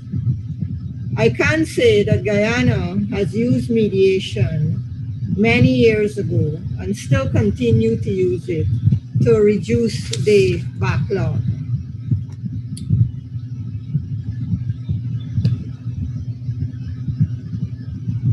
So I'll start with, we've had a lot of definitions of mediation, but I want to start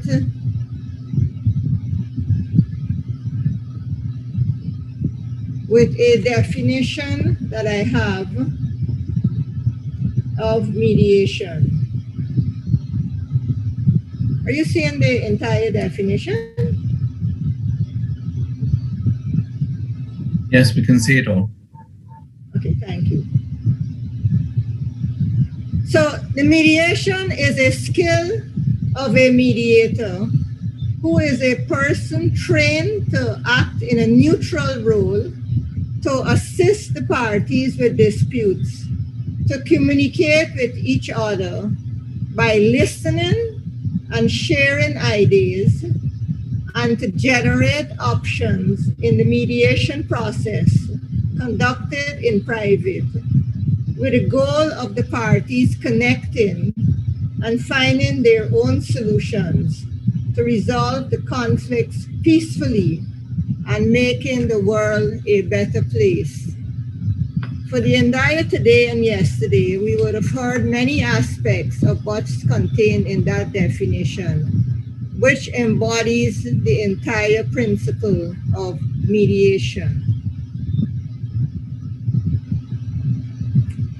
I wish to give a mediation overview and to quote The Elephant's Child from Rudyard Kipling. And this is what he says, very incisive and creative. I keep 6 honest serving men. They taught me all I knew. Their names are what, and where, and when, and how, and why, and who. I send them over land and sea. I send them east and west. But after they've worked for me, I give them all a rest. Very incisive by Mr. Kipling. So those 6 aspects of mediation outline what, how, who, where, when, and why is in fact the entire embodiment of the mediation principles which we have heard outlined. And the last speaker has said that most of the values of mediation has been embodied in the international law. The parties in a mediation, the participants describe the dispute from their perspective. Both sides explain how they think the matter can be resolved. The neutral third party or mediator helps each other to identify the relevant issues to get a workable solution in order for the parties to arrive at a consensual agreement. So we know the reasons that disputes arise is because everybody sees a problem from their perspective. And I want to just show 2 slides to show how we can get different perspectives from one issue. So if we can just have a look at this slide, depending on which side you look at, your perception or what you see is different. Is it a 6 or is it a 9? Just because you are right does not mean I am wrong. You just haven't seen my side, seen life from my side. So if you look at one side, you're going to see it looks like a 6. If you look at the other side, you're going to see it looks like a 9. Just want to do the last slide. Depending on which side you're looking on, your perspective, you're going to either see 3 sticks or you're going to see 4 sticks. Just depending on how you see it. So can I just stop that? So I just want to start with the 6 aspects of mediation. And I'll start with what? What is mediation?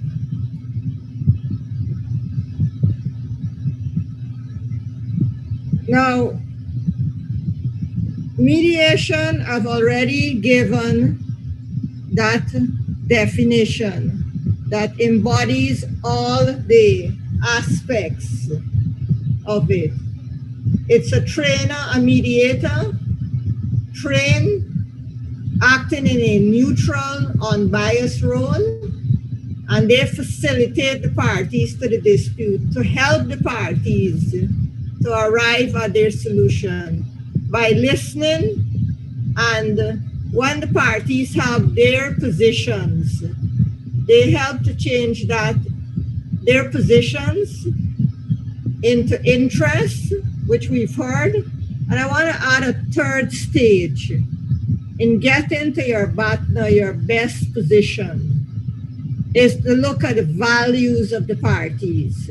So it's not only the mediator's role to shift you from a position and to interest. You can go on to what solution would be more valuable to you.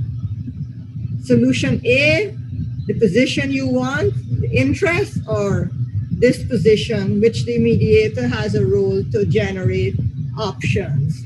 And at the end of the day, that leads into a peaceful resolution. How do we do mediation? Mediation persons can meet face-to-face, as we had pre-COVID.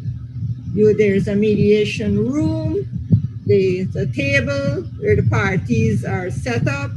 The mediator usually sits at the head of the table, and usually the parties to the mediation sit closer to the mediator, and the lawyers sit away, and any other interested parties who are permitted to be present at the mediation will sit, so that it gives a sense of confidence to the parties that they're sitting closer to the mediator. Of course, we've heard the mediation can also be done online, and there are many benefits of doing it online. I think the one drawback is that you're not able to be there, and maybe you might miss some of the emotional signs that you would see if you're present. But I think over the last year or so, the benefits of online mediation has been emphasized, and it's now the viable thing to do in light of the pandemic.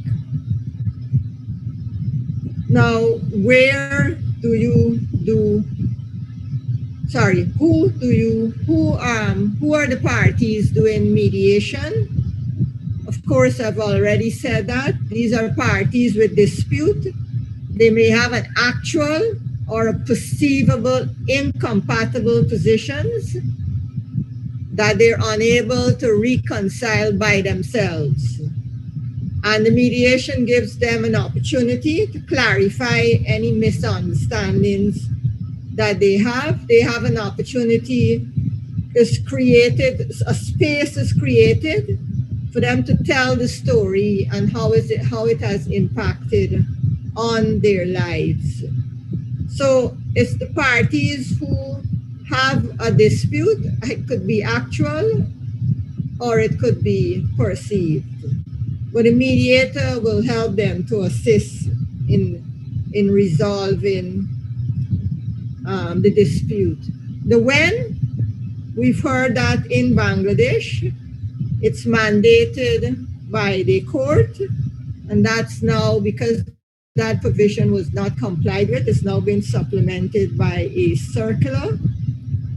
You can go to legal aid, and of course, it doesn't preclude anyone who have a dispute, anyone who has a dispute, to seek private mediation or doing mediations even before you reach the court, before you engage a lawyer.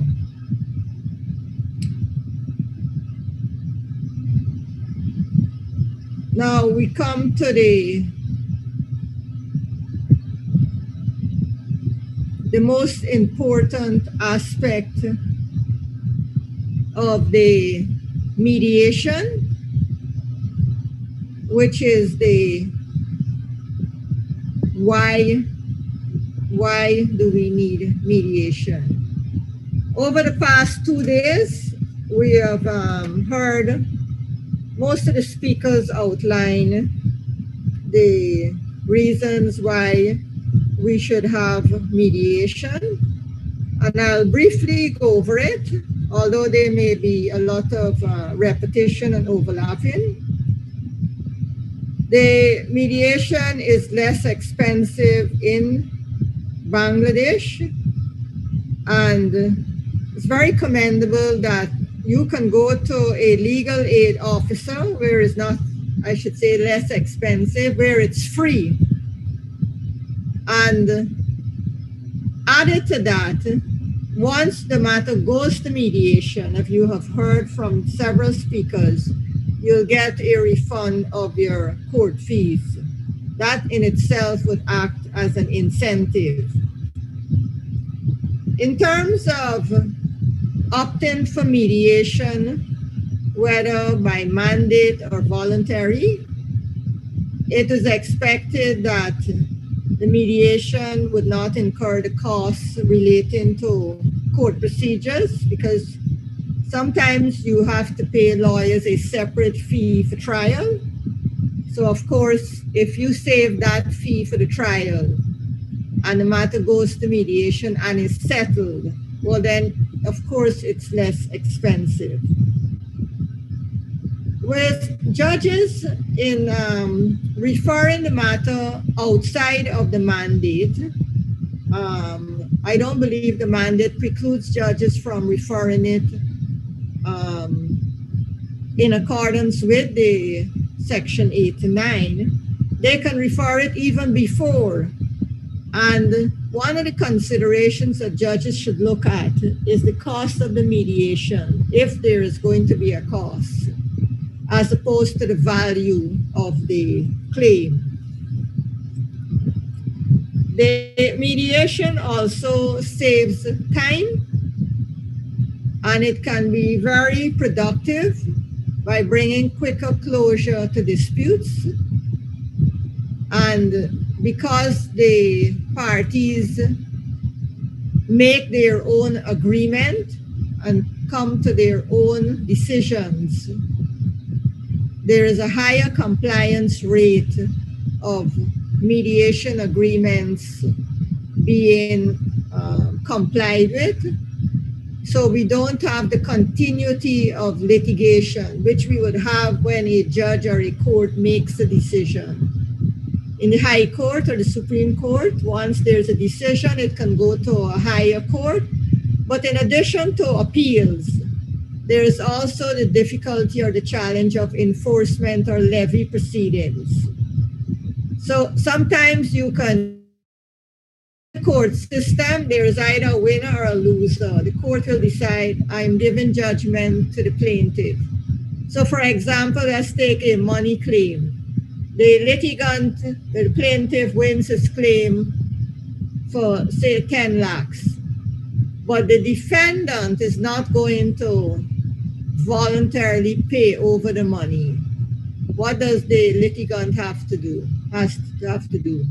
He has to either engage a lawyer to write a letter of demand, and if possible, to do enforcement or levy or execution proceedings. And that is incurring more costs. And even before you do that, you have to find out, do searches, due diligence to find out what are the assets of the parties. So you see, in Bangladesh, where the mediation can complete in a maximum of 3 months, that, of course, is a far better option in managing the administration of justice, civil justice, in order to get cases resolved, to get cases completed, to get cases concluded, to take it out of the system, to reduce that backlog. We know that a lot of cases are lost. You may have a good case in terms of your facts, in your claim. You may have a good case, but it gets thrown out for not because you don't have a good case or the claim you bring in is bad, but it might get thrown out for procedural challenges, limitation, difficulties, and other technical points. Justice Imam elaborated on that in terms of arbitration, but the same goes for litigation. So even though you may have a good case, a man may owe you some money, or somebody, you have a property dispute, but if you can't prove or give the evidence in cross-examination, you can't give the evidence and satisfy the judge who's hearing that you're a credible witness, or that they should believe you as opposed to the other side or other witnesses, you may not get judgment in your case. The mediation process, so a win sometimes is not always a win in a mediation. I've already explained about a money judgment, because you may have to do further proceedings or be subjected to further appeal proceedings, or may have to incur further enforcement proceedings. On the other hand, the mediation process is fair, it's efficient, it provides an opportunity for the parties to tell their side of the story. We have heard to express their feelings, clarify misunderstandings, their assumptions, and to discover new information, which is sometimes the mediator might give them, generating options and give them an idea of something they may not have thought of, because they're biased in their fixed position. And sometimes they're not able to look at other values or other interests. The mediation has the benefit of letting go of the disputing party, letting go of their grievance. And once that happens, then they're in a position to make better or more efficient decision that is of value to them. And I think the beauty of mediation is that the parties control the process. And I think the parties with dispute like to have that. They have a confidence in a system where, listen, we have control, so I am in control. So that is a sense of a good feeling for parties in a mediation process. because as has been said, the mediators do not make any decisions, nor can the mediators give legal advice. The process is, of course, very informal, conducted in a private setting. Doesn't have the courtroom trappings with the way you dress. You have to bow. You have to give sworn evidence, go into a box, give evidence in front of several persons, be subjected to cross-examination. All those trappings, those court trappings, are not a part of mediation. Very informal. You're given an opportunity to speak to the mediator. So there are no fixed rules or ceremony with mediation set. And it's a very simple process. And at the beginning, the mediator will outline the procedure in the introduction to you. The mediation can be conducted with or without lawyers for the parties. However, in the court annex mediation, lawyers are present and they play a very important role. The mediation empowers parties to create their own solutions, and the beauty of mediation is that you can go beyond your dispute. So you might have a dispute where you're claiming this person slandered you. Your neighbor slandered you. You didn't like a comment they make, so you file defamation proceedings, claiming slander.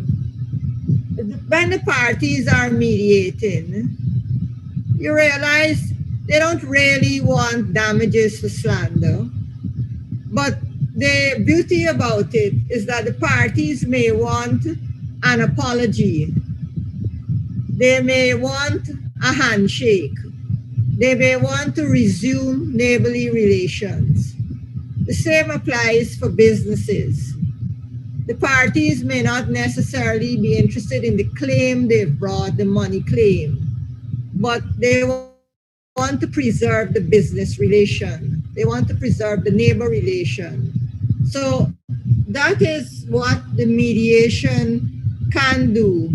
So in addition to the claim, the parties can arrive at solutions outside of the claim. And this is something that the courts cannot do.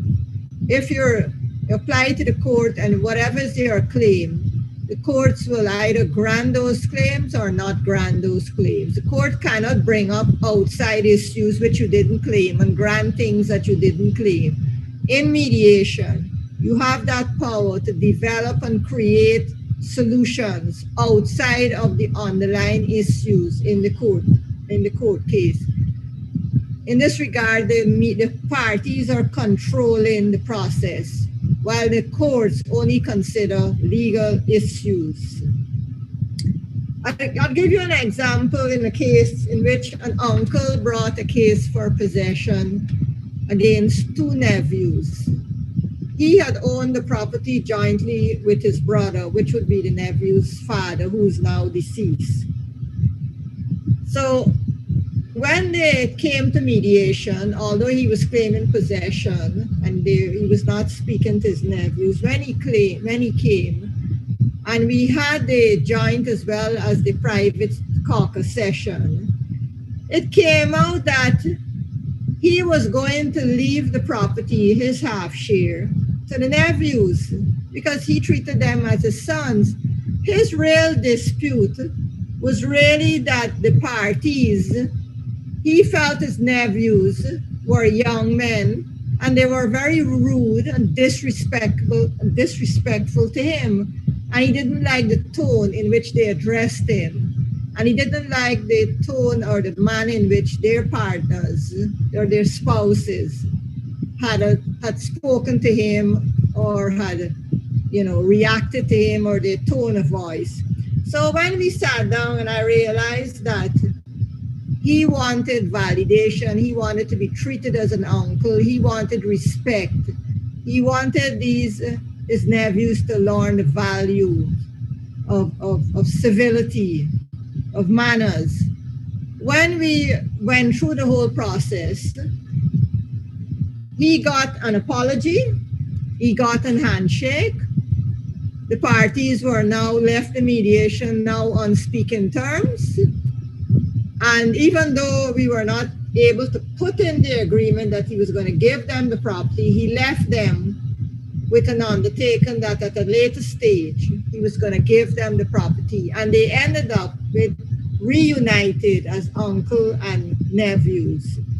So I raised that to show that sometimes when you file matters in court, that is not necessarily the underlying issue to be resolved. So even if the court had ruled on it and found that he's entitled to possession or they're entitled to equal possession because they were entitled to their father's half share, that would not have solved the issue because you would have two warring parties entitled to the same property. So the court decisions don't necessarily bring resolution to the underlying issues of the matter. And that is what we need to guard against. The mediation also avoids the uncertainty of judicial decision. For us who are lawyers here, we know that sometimes the courts do not always rule in your favor. Your lawyer may have advised parties, well, you had a good case in law, but I've already outlined sometimes you don't necessarily lose cases because you didn't have a good case. You can lose cases because you didn't present good evidence. A judge may have found that your evidence was not credible, or you may not have had documentation to support your claim. And therefore it turns on credibility rather than facts. Or sometimes the interpretation of laws is different from a lawyer's perspective or the party's perspective to what the courts will rule. Well, so you don't necessarily know how, in some cases, where the judges will go in their decision making.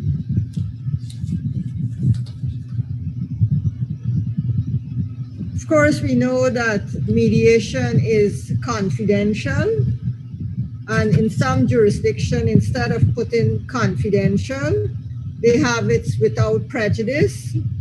And we have a clause in our laws that says all communications at a mediation session and the mediator's notes and records shall be deemed to be without prejudice settlement discussions, which is similar to confidentiality, but there is a difference because there are some exceptions to the confidentiality rule, and in the exceptions, that confidentiality can be unveiled. So I would say that mediation is a win-win process, and once the mediation is successful, excuse me, everyone wins. Unlike the court situation where it's a win-lose situation, and there are many cases where even when a person wins, people leave the court not being happy. There is a caution, I must say, that not all court matters are suitable for mediation. We've already heard that. I'll just outline criminal matters, interpretation of statute, matters, excuse me, of public policy. And of course, clear cases must not be used to avoid litigation, where a party has no case or a party has an excellent case, from getting the remedy that they're entitled to. So on judges, they play judges play highlight an important role in promoting mediation in the administration of justice, in clearing that backlog, in easing your work. of the adversarial system. Your job or your goal, your mission is to comply with the rules of mediation in Bangladesh, which is to refer matters to mediation. But just not refer it to say, well, under Section 89, I have to refer this matter to mediation. So you tell the lawyers, well, the matter is referred to mediation. That's not acceptable. You have to give the lawyers, gain their trust, give them a good understanding of what is mediation, why they should go to mediation, and how they should go to mediation. You have to lift the confidence of the parties. Try to get them to embrace and trust the process before they start it, because we all know that people are a little hesitant to embrace change, to embrace something new. So they know about litigation, they don't know about mediation. They might think, that's some inferior process. I'm not going to succeed, so I want to have my day in court. I want to litigate. I want to go in box to give evidence. So you have to your role is to try to change that attitude, change that culture, and try to explain to them that it's not an inferior process. It's a significant process. It's an important process. The benefits of it, the values of it, and for them to embrace this process, because you don't want the parties, because it's mandatory to refer, that they just go to mediation because they have to. So the judges must be able to use the power of persuasion that you have and try to embrace the lawyers as well as the parties as to why they should do it, and go to the mediation process in good faith, and not just go because we have to go, so that there's a failure. They must go in good faith.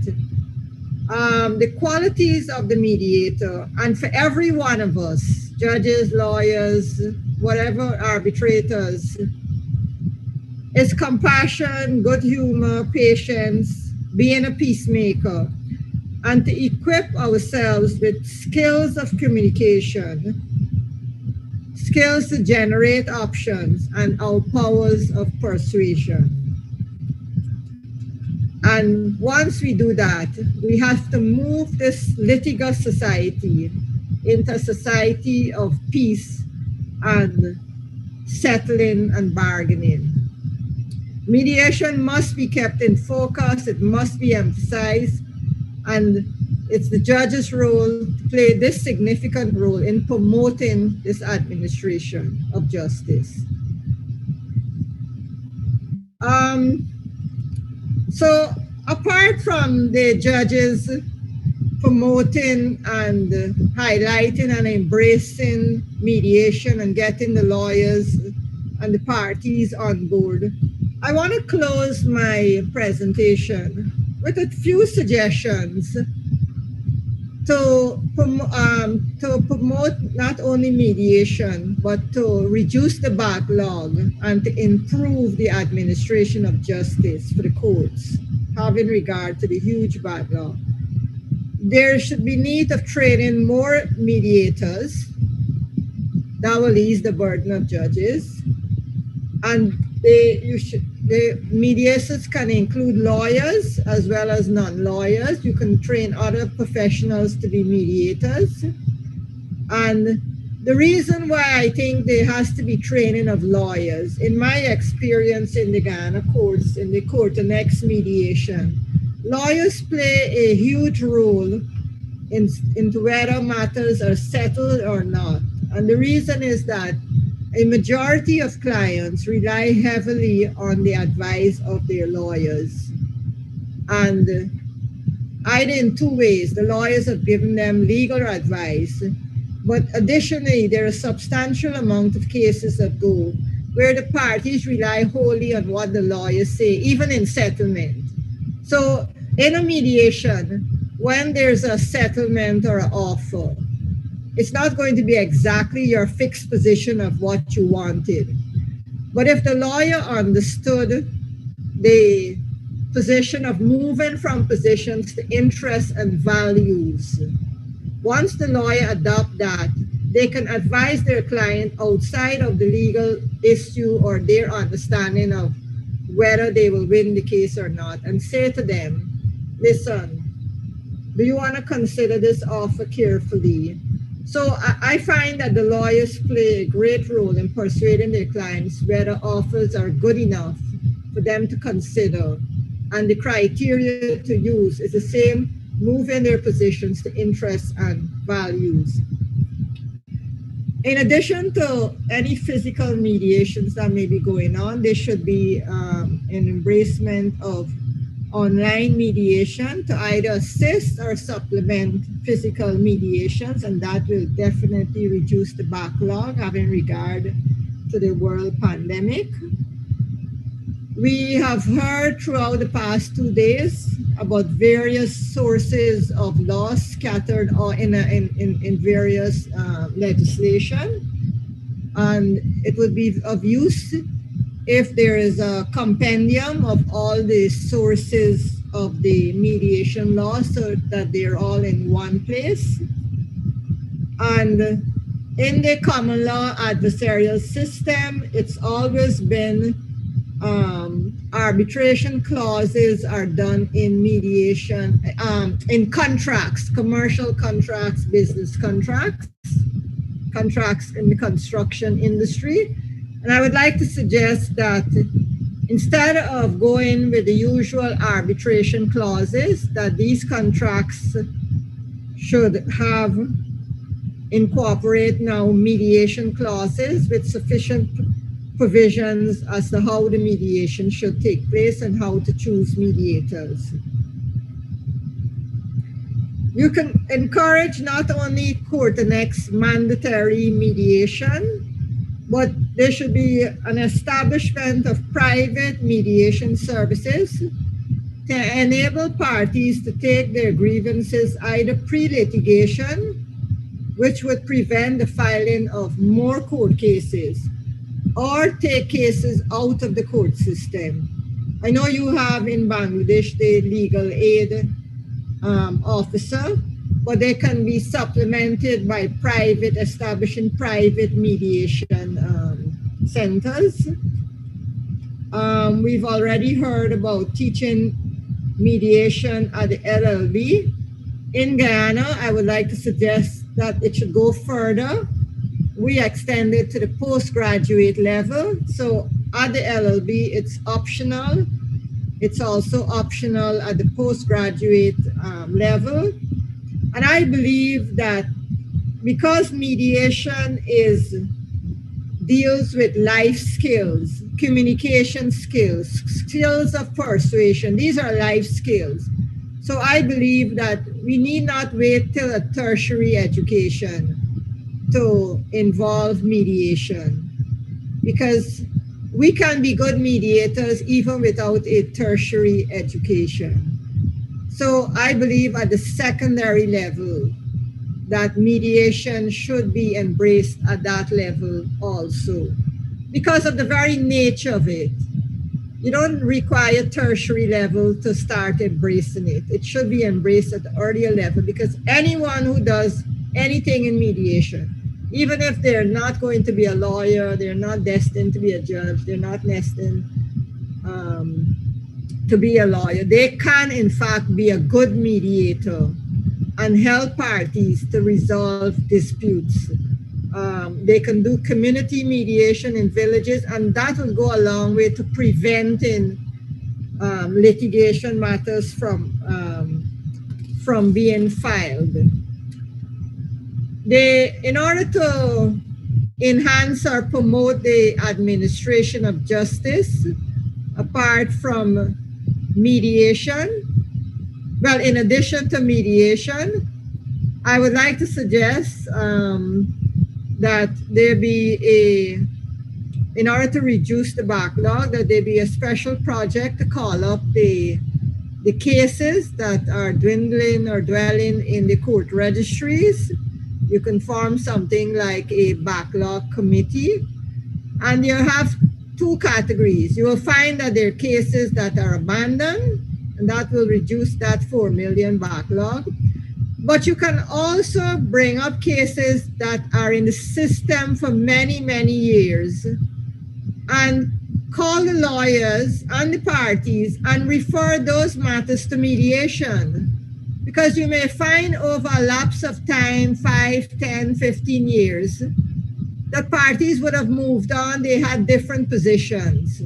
And they may now want to not go through, parties may have died, they may not be in a position to give with evidence at this stage, and they may want to resolve the matters. So those matters that are in the system, you don't have to wait until they're filed and called up and then referred to by the judges under the statutory provision, the mandatory provision. Those matters can come up even before they're fixed before a judge for trial. And those matters can be referred to mediation. So this is all systems that are related to the role of mediation in promoting or enhancing the administration of justice, which is something that is badly needed. And this would in fact filter down to the peoples of Bangladesh and help them with their hardships of not getting to the cases that can be heard or should be heard earlier than. And the last thing I want to say is that Justice Imam Ali mentioned online media, well, he mentioned on mediation awareness sessions, and he mentioned three categories: the public, lawyers, and the judiciary. I want to suggest that the public should include businessmen, bankers, targeted because of the large population in Bangladesh. It should target categories like businessmen, bankers, insurance personnel, district, people in the construction agencies, any bodies that are where there's a demand or lots of court cases. Target those people to open them, the members of the public, to mediation so they know that, listen, we have a dispute. The lawyer is not the first place we run to. Let's engage either a private mediation center, let's go to the legal aid officer and see how we can resolve it. That in itself, preventing filing of court proceedings, will promote the administration of justice. I think my time is up or a little past. So I'll stop, and I just want to end by thanking Justice Muhammad Imam Ali and Mr. S.N. Goswami, Bangladesh International Mediation Society, BIMS, for the opportunity for allowing me to be part of this judges training on the introduction to international mediation, and to thank you, the judges, for your presence and participation, and the other trainers, and of course, the lovely, efficient Anadita Hasna. Thank you very much. Thank you very much, ma'am, for your valuable and informative discussion. Ladies and gentlemen, this is the question answer session, and you are requested to ask questions if you have any confusion. Ma'am has already covered a vast thing, and I think almost she covered all the things related to the topic in her discussion. I think no confusion will arise regarding this. At this stage, I like to invite Mr. Khondokar MD Rafiq Hasnain, learned advocate, Regional Director of Bangladesh International Mediation Society, Bangladesh Chapter, and accredited mediator, to convey thanks. Am I audible? Yes. Fourth training program of judicial officers of Khulna Division. মান্যবর প্রধান প্রশিক্ষক, আমাদের সকলের শ্রদ্ধেয় honourable justice Mohammad ইমান আলী, যিনি প্রত্যেকটা প্রোগ্রামে, training প্রোগ্রামে এই সার্বক্ষণিকভাবে আমাদের সঙ্গে উপস্থিত থেকেছেন। আজকেও আমরা তাকে পেয়েছি। তার মতো মানুষকে আমরা পেয়ে অত্যন্ত ধন্য। বাংলাদেশ ইন্টারন্যাশনাল মিডিয়েশন সোসাইটি, আমরা তার কাছে কৃতজ্ঞতা প্রকাশ করি। আমি সর্বপ্রথম স্মরণ করতে চাই জাতির পিতা বঙ্গবন্ধু শেখ মুজিবুর রহমানকে, এই স্বাধীনতা সুবর্ণ জয়ন্তী উদযাপনের সময় মুক্তিযুদ্ধে 50 বছর উদযাপন করছি আমরা। এই মুক্তিযুদ্ধে 30 লাখ শহীদ, 2 লক্ষ মা বোনের সম্ভ্রমের বিনিময়ে অর্জিত আমাদের স্বাধীনতা আজকে আমরা 50 বছরে পেরিয়ে গেছি। 50 বছর হিসাব করলে অনেক বড় একটা সময়, কিন্তু আমরা দুর্ভাগা জাতি। মুক্তিযুদ্ধের 3.5 বছরের মাথায় জাতির পিতাকে হারিয়েছি, আর জাতির পিতার বিচারকে বন্ধ করে রাখা হয়েছিল এই বাংলাদেশে। আমরা অত্যন্ত দুর্ভাগা জাতি। জাতির পিতার হত্যার বিচার হয়েছে, খুনের বিচার হয়েছে ঠিকই, কিন্তু বিচার এখনো আমরা কার্যকর করতে পারিনি। আজকের এই প্রশিক্ষণটা অত্যন্ত গুরুত্বপূর্ণ। এই জন্যেই আমরা বাংলাদেশে এমন একটা যে বিচার ব্যবস্থা চাই, আমাদের স্বপ্নের সমান বিচার ব্যবস্থা চাই। এই বাংলাদেশের মানুষরা যেরকম বিচার প্রত্যাশা করে, ন্যায় বিচার, সেই রকম একটি বিচার ব্যবস্থা চাই। যে বিচার ব্যবস্থা চালু আছে, আমরা জানি 1773 সালের রেগুলেটিং অ্যাক্টের মাধ্যমে এই দেশে প্রথম বিচার ব্যবস্থা চালু করা হয়, কলকাতা হাইকোর্ট চালু করা হয়। তারপরে নানা ঘাত প্রতিঘাত পেরিয়ে আজকে আমরা এই পর্যায়ে এসেছি। ইংরেজদের দুঃশাসন, পাকিস্তানিদের দুঃশাসন, মুক্তিযুদ্ধ। সেই সময় আইন তৈরি করা হয়েছিল শাসকের জন্য, সেই সময় আইন তৈরি করা হয়েছিল শোষণের জন্য। শাসকের প্রয়োজনে যে আইন তৈরি করার দরকার ছিল, ঠিক তেমনি আইন তৈরি হয়েছিল। ইংরেজরাও তাই করেছে, পাকিস্তানরাও তাই করেছে। ফলে আমাদের দীর্ঘ আন্দোলন সংগ্রাম শুরু করতে হয়েছিল। আমাদেরকে এমন একটি বিচার ব্যবস্থায় যেতে হবে যেটা জনগণের জন্য, কল্যাণের জন্য, মানুষের জন্য, বাংলাদেশের মুক্তিযুদ্ধের চেতনা বহন করে। এইরকম একটি বিচার ব্যবস্থা আমাদের যেতেই হবে। সেজন্য এই বিচার ব্যবস্থার সঙ্গে যারা জড়িত, সম্মানীয় বিজ্ঞ বিচারকবৃন্দ, আমরা তাদের সঙ্গে কাজ করবার সিদ্ধান্ত নিয়েছি। তাদের সঙ্গে এই মেডিয়েশন বিষয়ে, দ্রুত মামলা নিষ্পত্তি বিষয়ে কিভাবে আমরা সামনে এগোতে পারি, সেই ধারণা থেকে এই প্রশিক্ষণের মাধ্যমে আমাদের ধারণা শেয়ার করছি। আমাদের ধারণাকে আরো পাকাপোক্ত করবার চেষ্টা করছি, কিভাবে আগামী দিনের জন্য আমাদের পথ তৈরি করা যায়। এই দেশের মানুষের তুলনায় বিচারকের সংখ্যা অত্যন্ত কম, কিন্তু মামলার সংখ্যা অনেক বেশি। এইটা বিষয়ে আলোচনা করলে আমরা সবাই জানি আমাদের স্বাদ এবং সাধ্যের কারণে এই অবস্থা, কিন্তু বিচার ব্যবস্থাকে, ন্যায় বিচারকে প্রতিষ্ঠিত করতে গেলে এই বিচার নিষ্পত্তি দরকার, যেটা আমরা আসলে করতে পারি না। সেই জন্য মিডিয়েশনের বিষয়টাকে অত্যন্ত গুরুত্ব দিতে হবে আন্তরিকতার সাথে। ধর্মীয় দিক থেকে আমরা এর আগে বিচার বিভাগের উৎস সম্পর্কে, মিডিয়েশনের উৎস সম্পর্কে কথা শুনেছি। আমরা সেদিক দিয়ে যেন আগামীর দিন চলতে পারি। এই বাংলাদেশ আমরা স্বাধীনতা পেয়েছি ঠিকই, কিন্তু আমরা এই দেশের মানুষের সার্বিক মূল্যায়ন করতে পারি। এই দেশের মানুষের প্রত্যাশা পূরণ হয়। এই বিচার বিভাগ পৃথকীকরণের মধ্যে আমরা একটা স্বপ্ন দেখেছিলাম, কিন্তু চূড়ান্ত ইয়েতে পৌঁছতে পারিনি আমরা। সেই জন্য কাজ করতে হবে। বিচারকবৃন্দ বলেছেন এই জন্য আইনজীবীদেরকে সচেতন করতে হবে এবং আইনজীবীদেরকে এই চেতনায় আনতে হবে, আইনজীবীদেরকে নিয়ে কাজ করতে হবে। অবশ্যই ঠিক। আজকে মতিন খসরু স্যার থাকলে উনি নিশ্চয়ই বলতেন যে উনি কি কি বিষয়ে কাজ করছেন। উনি সাবেক আইনমন্ত্রী, অসুস্থ ছিলেন, আমরা তার জন্য কায়মনে প্রার্থনা করেছি। এখন সুস্থ, আমাদের মাঝে অতি শীঘ্রই ফিরে আসবেন। আমরা আশা করছি পার্লামেন্ট একটি গুরুত্বপূর্ণ ভূমিকা পালন করবে, যাতে আইনজীবী, বিচারক এবং সকলকে মিলে আমরা একটা সুন্দর বিচার ব্যবস্থা গড়ে তুলতে পারি এবং মিডিয়েশন সেই অবস্থায় একটি ভালো ভূমিকা পালন করতে পারে। আমাদের মাননীয় প্রধানমন্ত্রী সবসময় দুঃখ করে বলেন, কষ্ট করে বলেন, আমি আমার বাবার হত্যার বিচার ঠিক মতো পাইনি, বিলম্বিত হয়েছে, কিন্তু আমার মতো যেন আর কারো এইরকম অবস্থা না হয়, বিচারহীনতায় ভোগে।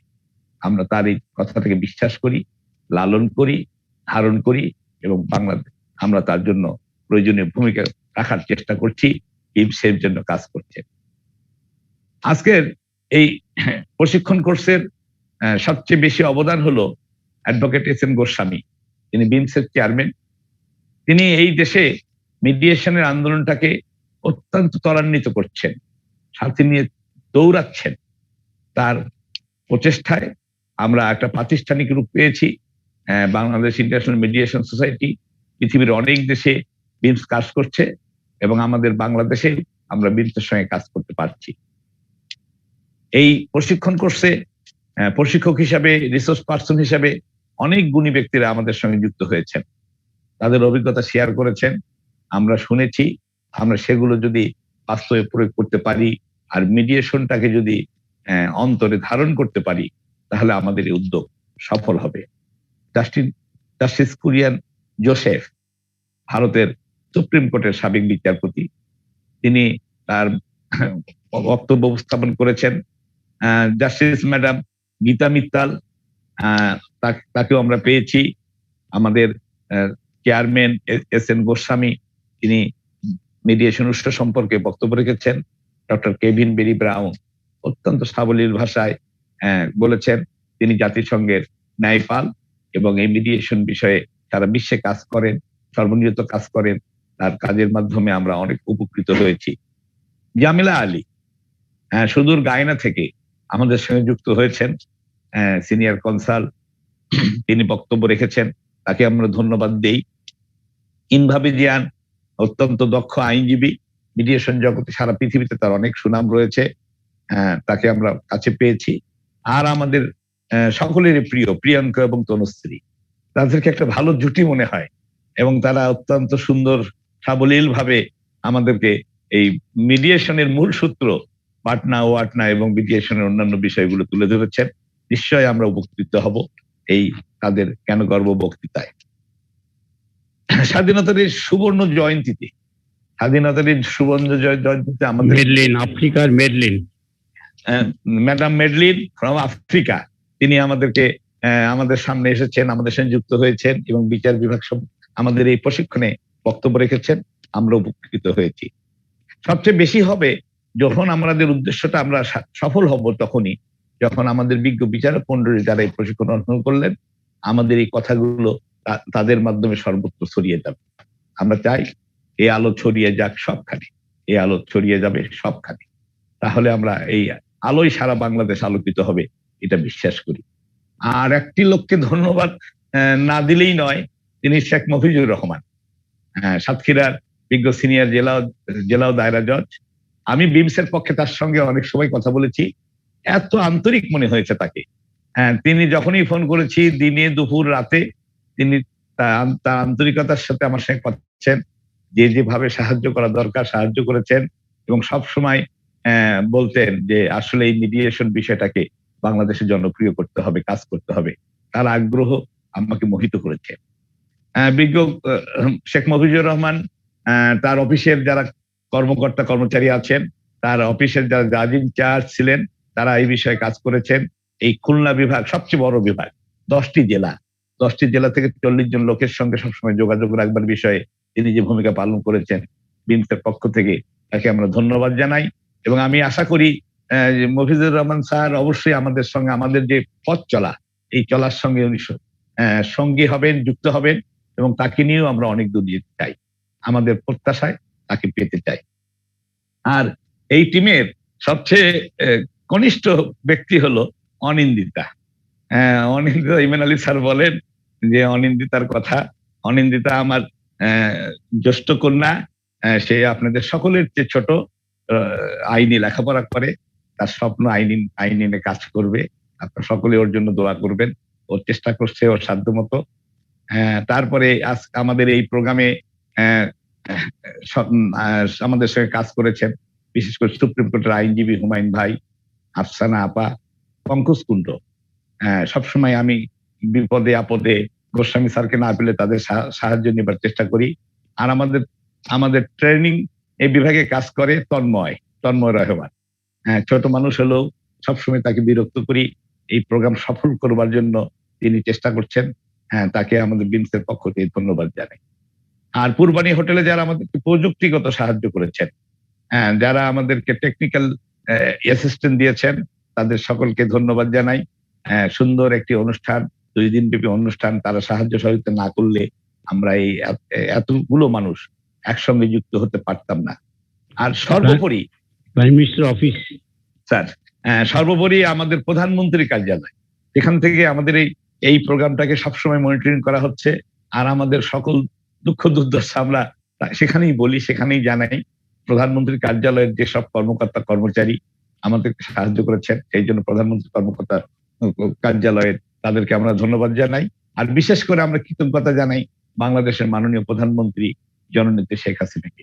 তার এই উৎসাহ উদ্দীপনায় আজকে আমরা এতদূর চলে এসেছি। বাংলাদেশের সব বিভাগের মধ্যে 4টি বিভাগ শেষ হয়েছে। প্রথমে রংপুর দিয়ে শুরু করেছিলাম, রংপুর, রাজশাহী, যশোর, কিন্তু খুলনা বিভাগ আমাদেরকে মোহিত করেছে। আমরা আনন্দিত হয়েছি। শেখ মুজিবুর রহমান স্যার বলছেন যে 30 জন দিয়ে হবে না, খুলনায় 10টি জেলা, অতএব 10 জন লিগ্যাল এইড অফিসার আসলেই 10 জন হয়ে যায়। আর সিভিল জাজ যারা আছেন কাজ করেন তাদের সংখ্যা অনেক বেশি।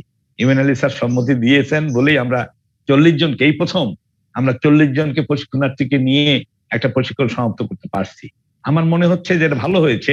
40 জনের কাছে আমাদের সংবাদ পৌঁছে দিতে পেরেছি। আমাদের বার্তা 40 জনের কাছে পৌঁছেছে এবং তারা যদি আন্তরিকতার সঙ্গে এই বার্তা পৌঁছায় তাহলে খুলনা বিভাগের সমস্ত মানুষের কাছে এই মেসেজটি পৌঁছে যাবে।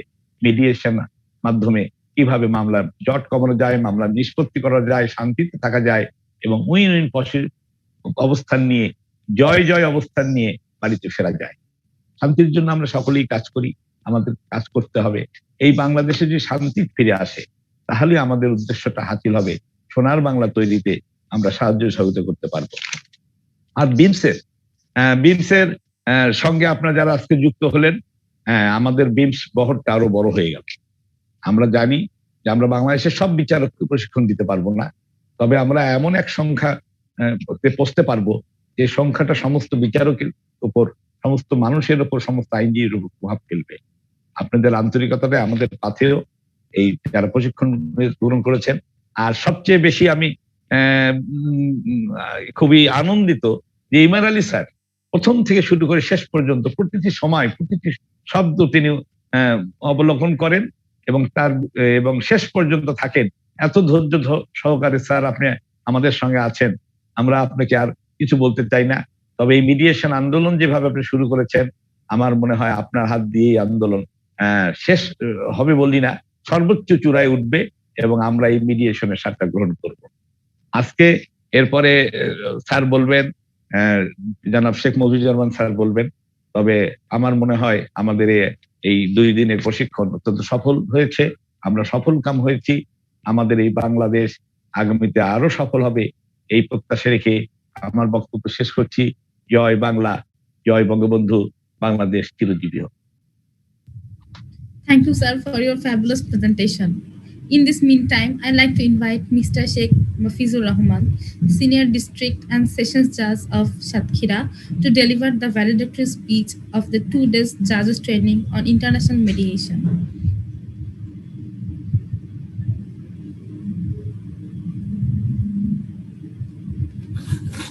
Sir, please unmute your microphone.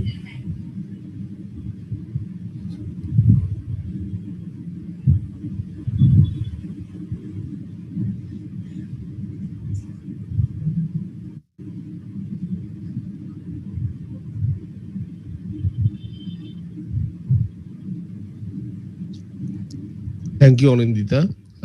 Honorable Justice Muhammad Iman Ali, Most Senior Judge of Appellate Division of Supreme Court of Bangladesh. Honorable Justice Ahmed Sohail, Judge High Court Division, Supreme Court of Bangladesh. Other distinguished resource persons from home and abroad. And my fellow participants, Assalamu alaikum, and a very good afternoon to you all. It's a great privilege for me having this opportunity to convey our cordial thanks to Honorable Justice Muhammad Iman Ali, Most Senior Judge of Appellate Division of Supreme Court of Bangladesh and Bangladesh International Mediation Society. On behalf of all 20 judges, I would like to express our heartfelt gratitude to Honorable Justice and BIMS for arranging such a nice and contemplated sessions on mediation through distance learning process. Most of the legal systems suffer from abundant pressures on the courts due to increasing number of disputes with ever-growing new trends. In our society, everybody is running for his own needs and dispute and interest, and there is no time to stand and stare for another person. Everybody concerned for his own interest only and can't sacrifice teeny matters for others. This has led to a huge number of litigants in courts and tribunals.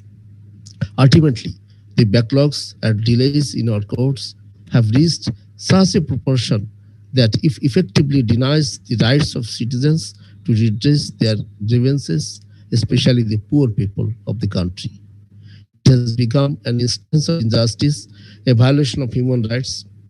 While praying for justice, the parties become part of prolonged and torturous process, not knowing when it will end.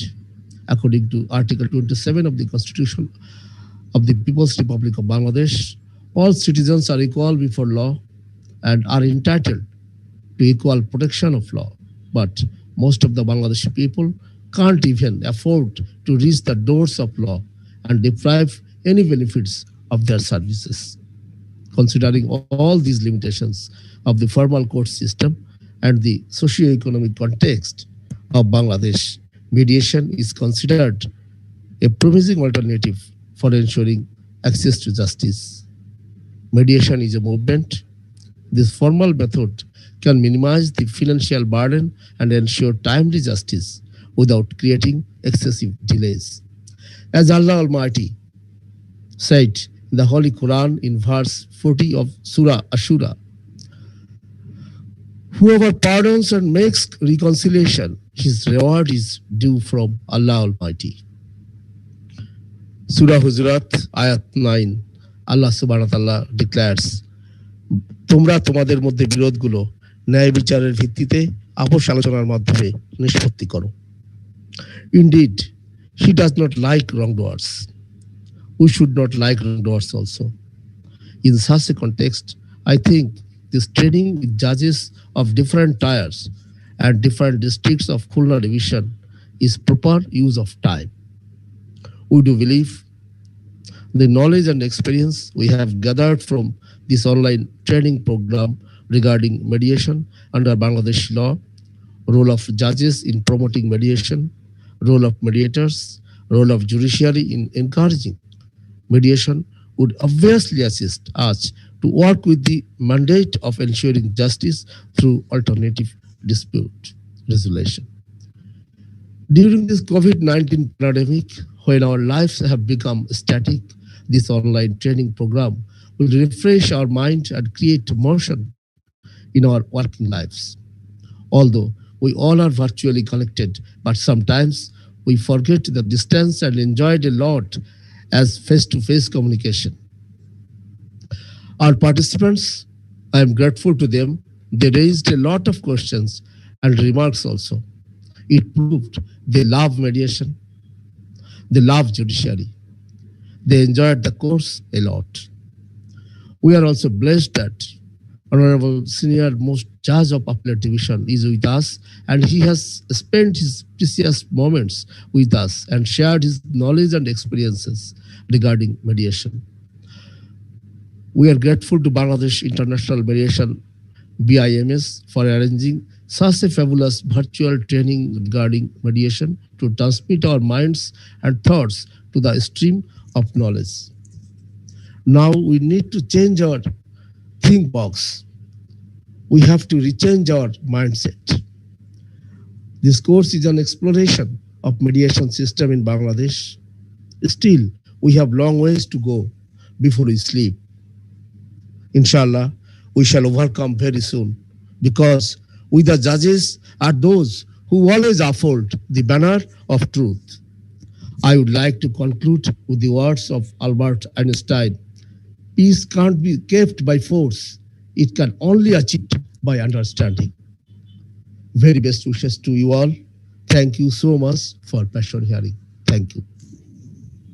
Thank you very much, sir, for your stunning presentation. We are almost in the end of the program. At the 11th hour, I'd like to invite His Lordship, Honorable Justice Muhammad Iman Ali Sir, to draw the epilogue of the whole today's session.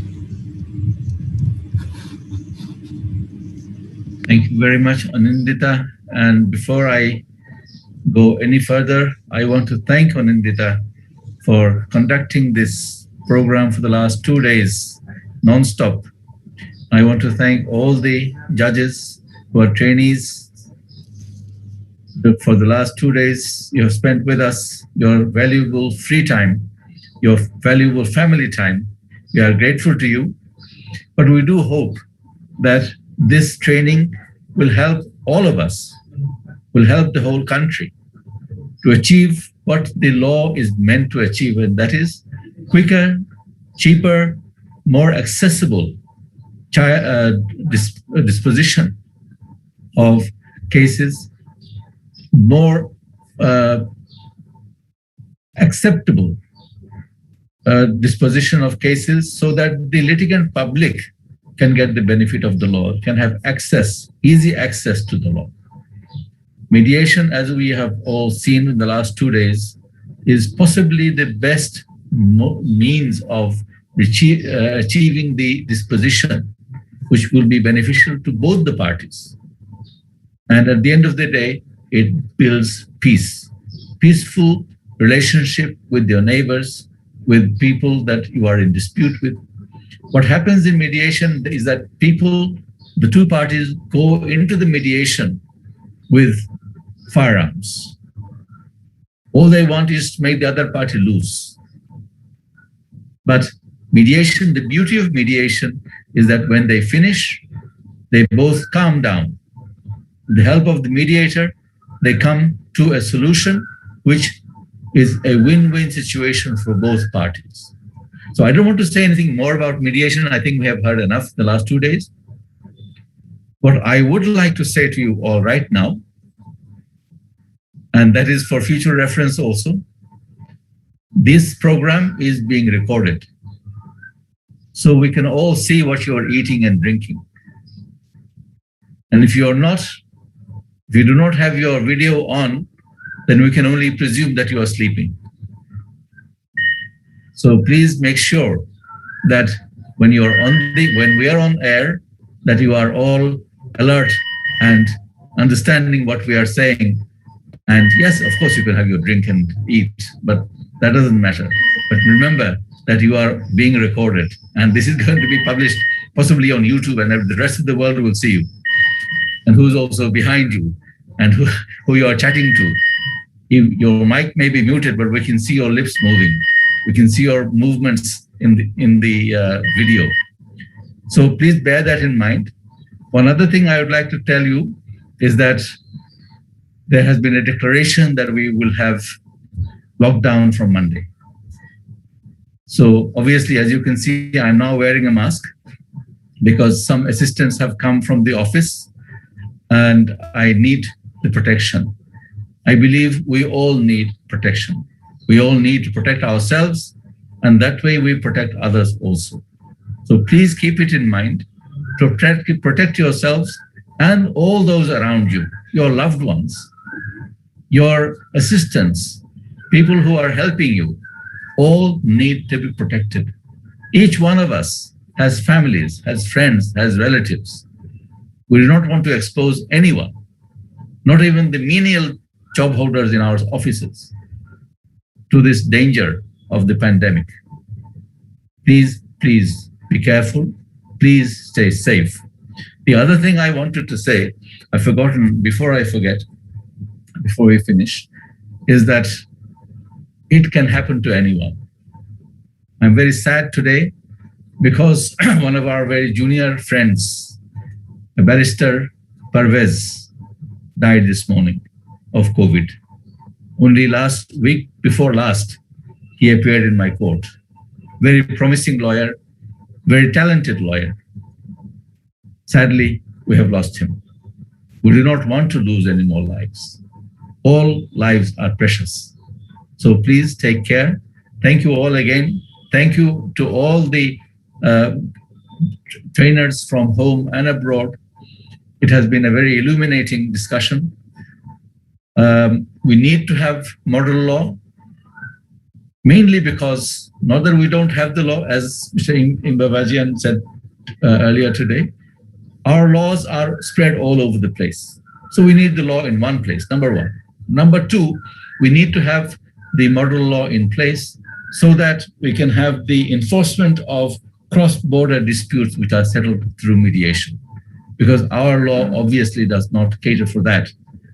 And more Bangladesh is becoming developed to going towards a developed country, the more our commercial activities are increasing. And with commercial activities increasing, we do have cross-border transactions, and they will incur in the long run more cases which will develop into disputes. Contracts will develop into disputes, which will have to be catered for through international model laws. So that is why we need the model laws. Thank you all again very much. Please stay safe. Have a good rest of the weekend, what is left, a few hours of it. And from tomorrow, we are back to court, but please be careful. Thank you very much. Thank you, sir, for your incredible and marvelous speech. I want to wish Ramadan Mubarak and Eid Mubarak to you, one of the biggest festivals of the Muslims, which is going to be celebrated within these 2 consecutive months. Before ending the session, ladies and gentlemen, I'd like to thank each and every person for your patience. Due to pandemic, we have to conduct our sessions through online platform. Please take care of yourself and your surroundings. This pandemic is spreading recklessly. I wish we will again meet physically after the pandemic is over. Up to then, stay safe, stay fine. Joy Bangla, Joy Bangabandhu, Bangladesh, Chirojibi Ho.